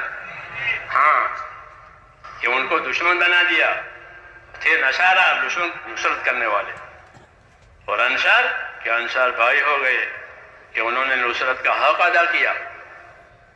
حق ادا کیا یعنی کہ اپنی ذاتی زندگی میں رسول صلی اللہ علیہ وسلم کا اتباع کیا.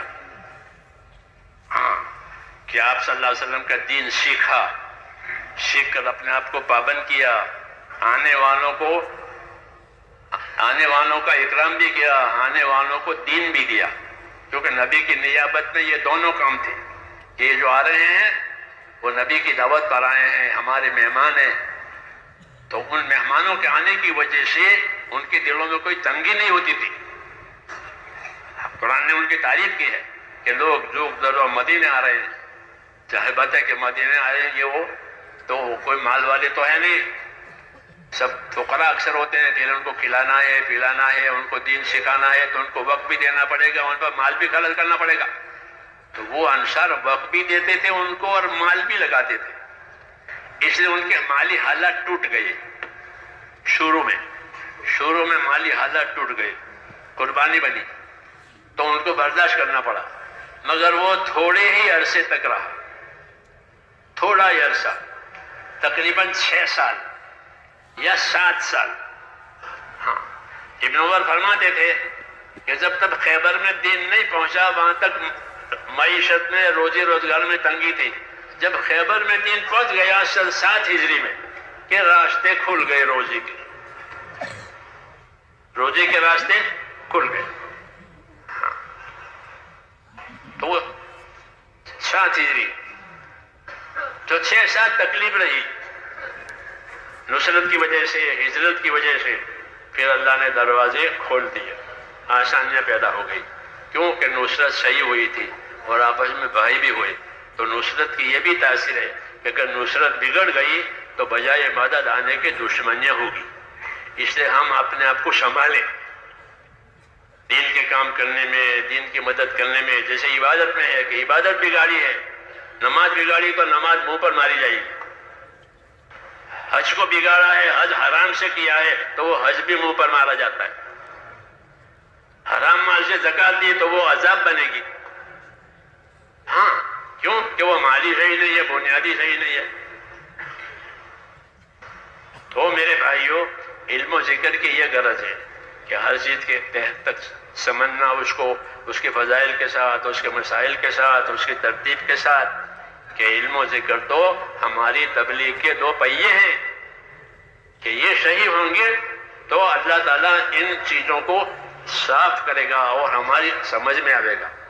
اللہ تعالیٰ سمجھ دیں گے اس کی, ہاں اس کی سمجھ دیں گے کہ اللہ جس کے ساتھ بھلائی کا ارادہ کرے گا اس کو دین کی سمجھ دے گا.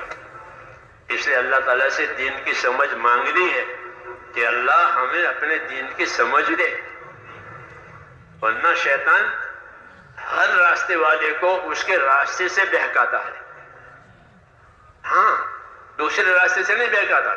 حضرت جی فرماتے تھے کہ شیطان ہر راستے والے کو اس کے راستے سے بہکاتا ہے. عبادت والے کو عبادت کے راستے سے بہکائے گا, کیونکہ وہ جانتا ہے عبادت تو یہ چھوڑے گا نہیں, عبادت تو لے کے بیٹھا ہے, کیسے چھوڑے گا؟ تو اس کو عبادت کے راستے سے بہکائے گا. ہم تبلیغ والوں کو تبلیغ کے راستے سے بہکائے گا. یہ اس کا مکر ہے شیطان کا. اغوا کہتے ہیں اس کو, اغوا کہ مشق لینا. ہاں تو یہ حضرت فرماتے کہ ہر راستے والے کو شیطان اس کے راستے سے بگاڑے گا. ہاں عبادت والے کو عبادت کے راستے سے, تجارت والے کو تجارت کے راستے سے, تبلیغ والے کو تبلیغ کے راستے سے. ہاں جو لے کے اسی سے وہ اس کو بگاڑے گا.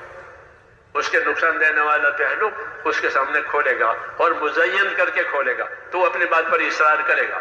تو اصرار کرے گا تو حق تک نہیں پہنچے گا. جو بھی اپنی بات پر اصرار کرتا ہے اس کو حق نہیں ملتا.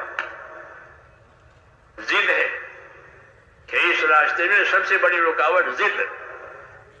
ہاں ضد ہے. نوح علیہ السلام کی قوم ضد میں برباد ہوئی. ضد کی انہوں نے نوح علیہ السلام کے ساتھ. وَأَسَرُّوا وَاسْتَكْبَرُوا اسْتِكْبَارًا. دو بیماریاں پیدا ہو گئی, دو بیماریاں پیدا ہو گئی نوح علیہ السلام.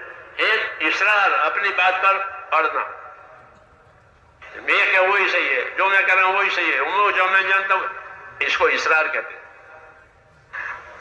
ارے بھائی اللہ نے دو کان دیے ہیں, دو آنکھیں دیے ہیں, ایک ہی کان سے سنو گے, ایک ہی آنکھ سے دیکھو گے, تصویر کا دوسرا رخ بھی دیکھو کہ سامنے والا کیا کہہ رہا ہے, اس کے اندر بھی کوئی خیر ہے, یا میں جو کہہ رہا ہوں, یہ دونوں دیکھو. ترازو کے دو پلے دیکھے جاتے ہیں تو حق صحیح ادا ہوتا ہے. تو لیکن وہ اس کو نہیں مانتے تھے. ایک تو ان کو اپنی بات پر اصرار ہوتا تھا کہ نہیں مانیں گے, نہیں سنیں گے, اور دوسرا حق کے سامنے بجائے اطاعت کرنے کے اکڑتے تھے. نوح علیہ السلام کو ان کے ساتھیوں کو حقیر سمجھتے تھے.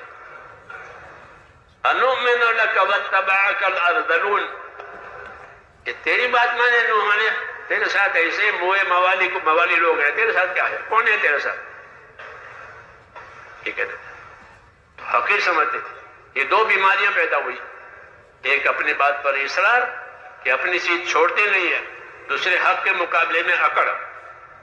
حالانکہ حق کے مقابلے میں اکڑ نہیں ہوتی, حق کے سامنے تو جھکنا پڑتا ہے. حق بات ہے کہ تیار ہے, جھک جائیں گے. حق سے اونچی کیا چیز ہے؟ نبی حق کے ساتھ بھیجا گیا ہے, ہر نبی حق کے ساتھ بھیجا جاتا ہے. حق کے سامنے, کہ حق کے سامنے سوائے قبول کے کوئی دوسرا راستہ نہیں, کہ حق بات ہے کہ قبول کرو. اس سے ہم نے اصرار کرنا, اکڑنا, یہ دو بیماریاں ان کی تھی. اس لیے انہوں نے السلام نے جو بد دعا کی ہے, ان بد دعا میں شکایت میں یہ دو بات کہی اپنی بد دعا میں, کہ یا اللہ یہ اپنی بات پر اصرار کرتے ہیں, اپنی چھوڑتے نہیں ہیں, اور میری بات حق ہوتی ہے اس کے مقابلے میں اکڑتے ہیں. جب حق کے مقابلے میں اکڑنا ہوگا, اپنی بات پر اڑنا ہوگا, تو ہدایت نہیں ملے گی. جیسے نوح علیہ السلام کی قوم برباد ہوئی. وَأَسَرُّوا وَاسْتَكْبَرُوا اسْتِكْبَارًا. یہ بیماریاں ان کی بتائی ہیں ہم کو تاکہ ہمارے اندر یہ بیماری نہ آئے. جی ہاں، نبیوں کے قصے عبرت کے لیے ہوتے ہیں. ان کے دونوں قصے، ان کی نصرت کے قصے بھی ہوتے ہیں اور ان کے عذاب کے قصے بھی ہوتے ہیں. تو جو ان کے عذاب کے اور ناکامی کے قصے ہوتے ہیں وہ عبرت کے لیے ہوتے ہیں، اور جو ان کی نصرت کے قصے ہوتے ہیں وہ رغبت کے لیے ہوتے ہیں. اللہ تعالیٰ نے موسیٰ علیہ السلام کی مدد کی، سمندر میں سے پار نکال دیا. ہاں، ان کو، ان کی قوم کو. یہ نصرت کے قصے ہیں کہ اللہ طاقت والا ہے. سمندر کی کوئی طاقت نہیں ہے، آگ کی کوئی طاقت نہیں ہے، اللہ کی طاقت ہے. کہ اللہ کی طاقت ہو جائے گی تو آگ پانی کچھ نہیں ہے. ورنہ اللہ صاحب فرماتے تھے کہ ایمان میں اتنی طاقت ہے کہ اسباب کی تاثیریں فوت ہو جائے گی، اسباب کی تاثیریں کام نہیں کرے گی. جیسے آگ نے کام نہیں کیا ابراہیم علیہ السلام پر، پانی نے کام نہیں کیا موسیٰ علیہ السلام کے پر، کہ پانی ڈوبا نہیں سکا، آگ جلا نہیں سکی. تاثیریں، ان کی تاثیروں نے کام نہیں کیا ایمان کی وجہ سے. کہ ایمان میں بڑی تاثیر ہے، نبیوں والا ہے. ان کے قصے عبرت کے لیے بھی ہوتے ہیں، ان کے قصے نصرت کے لیے بھی ہوتے ہیں. کہ ان کے قصوں سے ہمیں نصرت کے بھی سبق ملتے ہیں اور ان کے قصوں سے عبرت کا بھی سبق ملتا ہے. کہ انہوں نے اصرار کیا، اکڑ دکھائی تو ڈوب گئے، ایک بھی نہیں بچا. ایک بھی، 6 مہینے طوفان چلا، ایک بھی نہیں بچا، ختم. فَهَلْ تَرَىٰ لَهُم مِّن بَاقِيَةٍ، کسی کو باقی دیکھتے ہو؟ اللہ کرے کوئی باقی نہیں بچا. ہاں، کیوں؟ کہ وہ اپنی بات پر اصرار کرنے والے تھے اور حق کے مقابل میں اکڑ کرنے والے تھے. یہ بیماریاں ہیں، اس سے مدد نہیں آتی بلکہ عذاب آتا ہے. کہ پہلی امتوں کے قصے سنائے ہیں، یہ اس لیے سنائے تاکہ ہماری تربیت ہو جاوے، ہماری تربیت ہو جاوے، وہ صحیح چیز ہمارے ہاتھوں سے فوت نہ ہو. اس لیے قرآن حدیث کھول کر کے ہمارے بڑوں نے ہمیں سمجھائی ہے کہ یہ چیزیں ہمارے اندر لانی ہے. کہ بات حق ہے کہ ہم ماننے کے لیے تیار ہیں. تقاضا ہے کہ ہم اس کی ذمہ دار ہیں، تقاضا پورا کریں گے. کیوں؟ یہ تو ہمارا ہے، ہمارے لیے کرنا ہے، ہم اپنی آخرت کے لیے کرنا ہے، کسی پر احسان نہیں ہے. اس لیے اس کو عظمت کے ساتھ، اخلاص کے ساتھ اپنی ذمہ داری سمجھ کر کرنا. اسی سے صحابہ کرام کامیاب ہوئے کہ انہوں نے اس کام کی عظمت کو اپنے اندر اتنا لیا کہ باقی کسی چیزوں کی عظمت ہی نہیں رہی. ہاں، کسی چیز کی عظمت نہیں، کہ یہی بڑی ہے. اللہ کا ایک ایک حکم بڑا ہے، اس کے سامنے یہ کچھ نہیں. ہاں، یہ ان کے اندر یہ پیوست ہو گئی. حضرت عمر رضی اللہ عنہ بارے میں ہے کہ حضرت عمر کبھی گرم ہو جاتے تھے کسی پر، اور وہ آدمی کوئی قرآن شریف کی آیت پڑھ کر حضرت عمر کو سمجھاتا تھا کہ آپ یہ کہہ رہے ہیں، اللہ یہ کہہ رہے ہیں. کیونکہ وہ لوگ ہمت سے کام لیتے تھے اور حضرت عمر کوئی غلط تیزی ان کے اندر نہیں تھی. ان کی تیزی دین کے کاموں کی وجہ سے تھی. تو اگر وہ تیز ہو جاتے تھے اور سامنے والے کی بات صحیح ہوتی تھی تو وہ قرآن کی آیت پڑھتا تھا کہ عمر تم یہ کہہ رہے ہو، اللہ یہ کہہ رہے ہیں. تو جب کوئی قرآن شریف کی آیت پڑھتا تو کہتے ہیں عمر ڈھیر ہو جاتے اللہ کی آیت کے سامنے، اللہ کے سامنے کہ میں کیا ہوتا ہوں.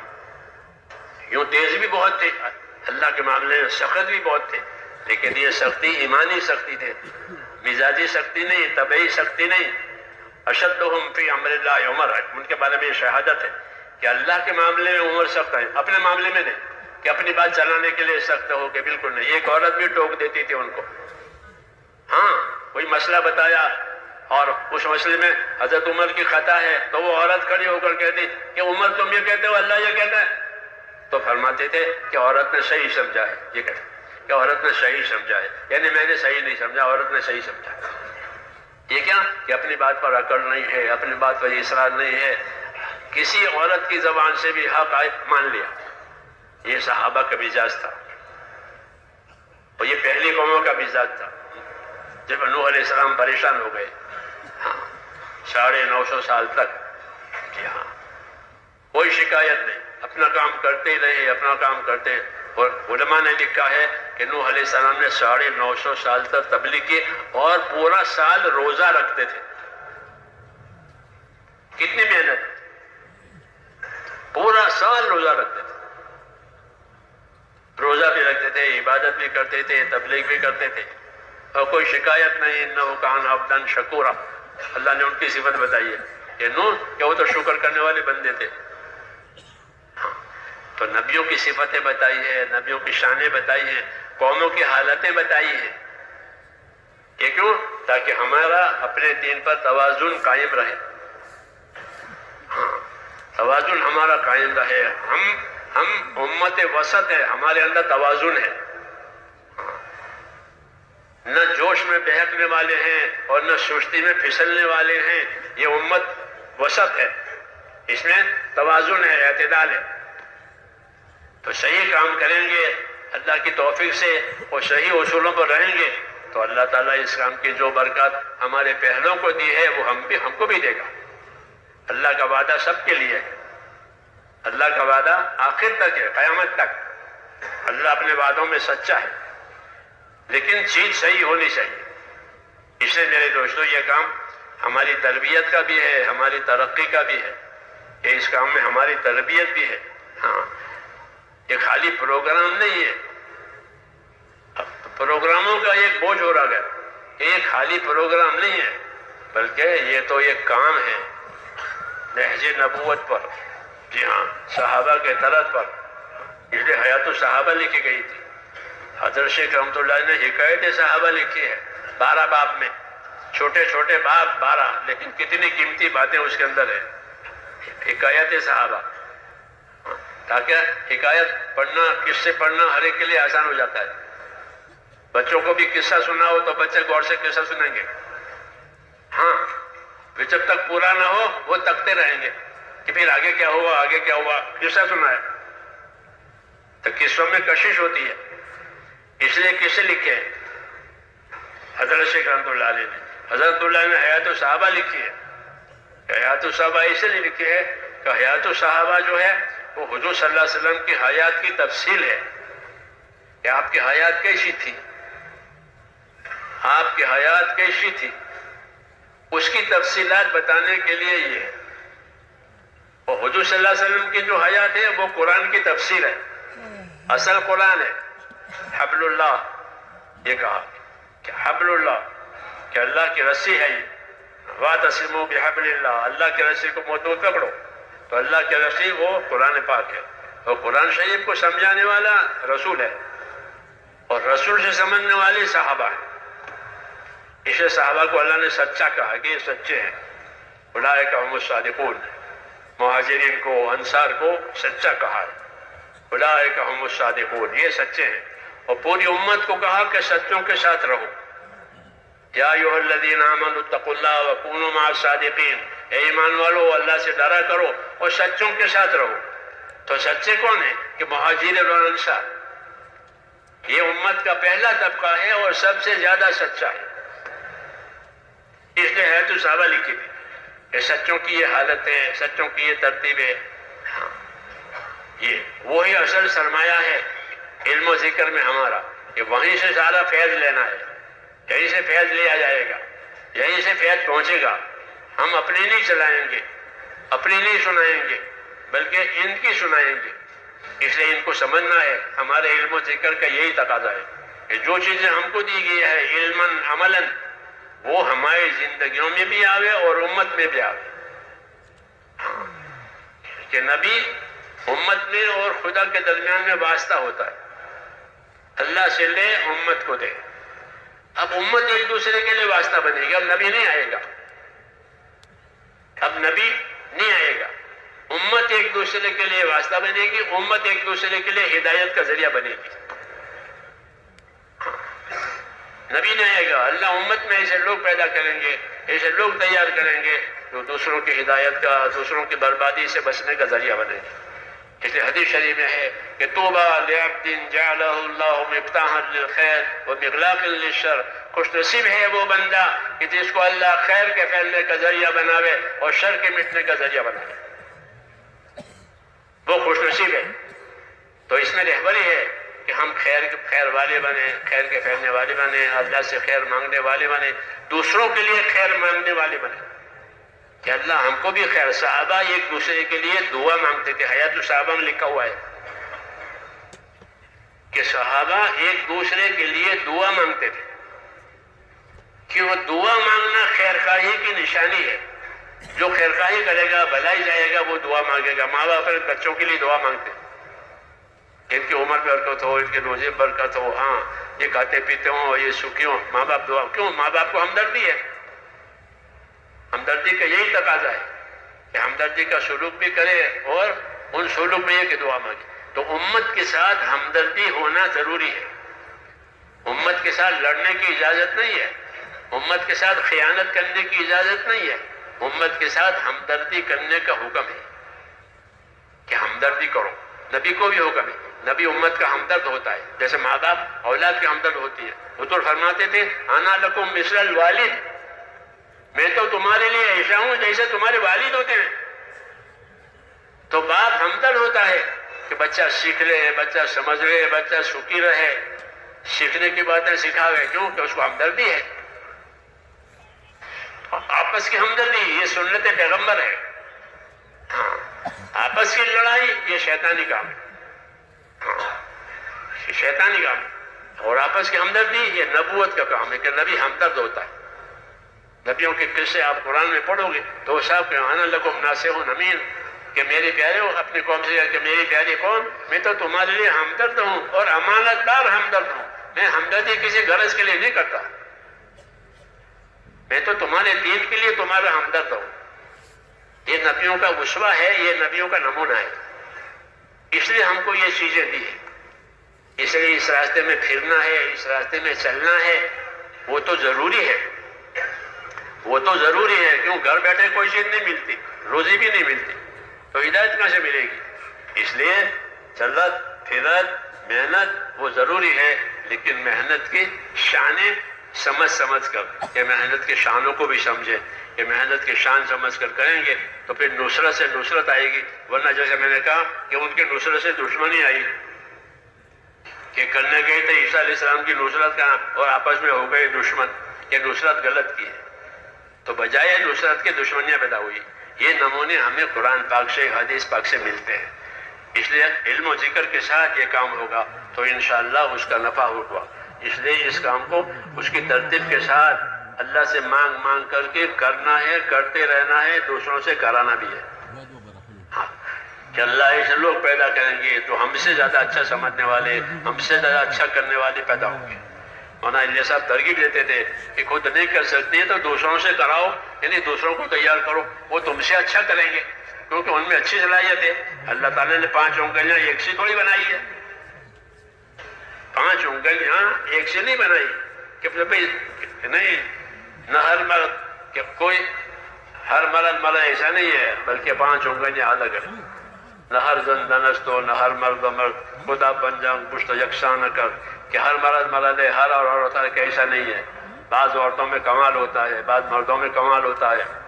ہاں فضائل صدقات پڑھو گے تو وہاں عورتوں کے کمالات کا ذکر ہے. امام غزالی رحمۃ اللہ کے حوالے سے بتایا کہ عورتوں کے کمالات دیکھو، امت میں عورتوں کے کیسے کمالات ہیں. یہ ان کتابوں کو بھی بہت دھیان سے پڑھنا چاہیے، ہاں اور پڑھتے رہنا چاہیے. اگر ان کتابوں کو نہیں پڑھیں گے تو ہم اپنی چلائیں گے. حضرت جی فرماتے تھے کہ ہمارے پاس نہیں آؤ گے تو اپنی چلاؤ گے. ہاں اپنی چلاؤ گے، اپنی کہو گے. کہنے ہمیں اپنے نہیں کہنی، ہم کو جو بتائی ہے وہ سکھائی ہے وہ کہنی ہے، وہ سننی ہے، وہ سکھانی ہے، تاکہ یہ عمل محفوظ رہے اپنی حیثیت کے ساتھ. اس لیے اس کی حفاظت بھی ضروری ہے، اس کی اشاعت بھی ضروری ہے. اور یہ سب کام انشاءاللہ اللہ آسان کریں گے، کوئی گھبرانے کی بات نہیں ہے. اللہ تو بہانہ چاہتے ہیں کہ بہانہ کرو، باقی سب کام اللہ کرے گا. تو ہم تو ہماری محنت ایک بہانہ ہے، ورنہ پوری دنیا میں کوئی چیز چلے کوئی آسان نہیں ہے. وہ تو اللہ نے چلائی ہے، اس کی قدرت نے یہ کام کیا ہے. ہم نے تو بہانہ کیا ہے کہ یہاں سے وہاں تک گئے، وہاں سے وہاں تک گئے. باقی ساری دنیا کو ایک اس پر لانا یہ تو اللہ ہی کر رہا ہے، اللہ ہی کر رہا ہے، ہم نہیں کرتے. اور یہی سمجھنا چاہیے اور ہر وقت اللہ کا شکر کرنا چاہیے کہ اللہ جو کچھ کیا ہے آپ نے کیا ہے، جو ہوا ہے آپ سے ہوا ہے، جو ملا ہے آپ سے ملا ہے، جو دیا ہے آپ نے دیا ہے. اس کا اقرار بار بار کرنا چاہیے جیسے حضور صلی اللہ علیہ وسلم نے فتح موقع پر کیا ہے. کہ مکہ فتح ہوا کہ اللہ آپ نے کیا ہے، آپ نے فتح کیا ہے، آپ نے اپنے بندے نبی کی مدد کی ہے، اپنی طرف کچھ نہیں، اللہ اور اللہ ہی ہے، وہی کائنات کا مالک ہے، وہی کائنات کا مالک ہے، پوری کائنات میں وہ ہوگا جو اللہ چاہے گا، جو اللہ نہیں چاہے گا وہ نہیں ہو سکتا۔ اس لیے کہتے ہیں اللہ سے کراؤ، ہمارے حاجی صاحب کہتے تھے کہ تم کیا کرو گے، اللہ سے کراؤ، کہ صحیح کام کرنے سے اللہ راضی ہوں گے پھر اللہ کریں گے۔ تو وہ فرماتے تھے کہ اللہ سے کراؤ، تم کیا کرو گے، تمہارا کیا قابو ہے دنیا والوں پر، اللہ کرے گا، وہ زمین آسمان کا مالک ہے، اس کے ہاتھ میں دل ہے، اس کے ہاتھ میں چابیاں ہیں۔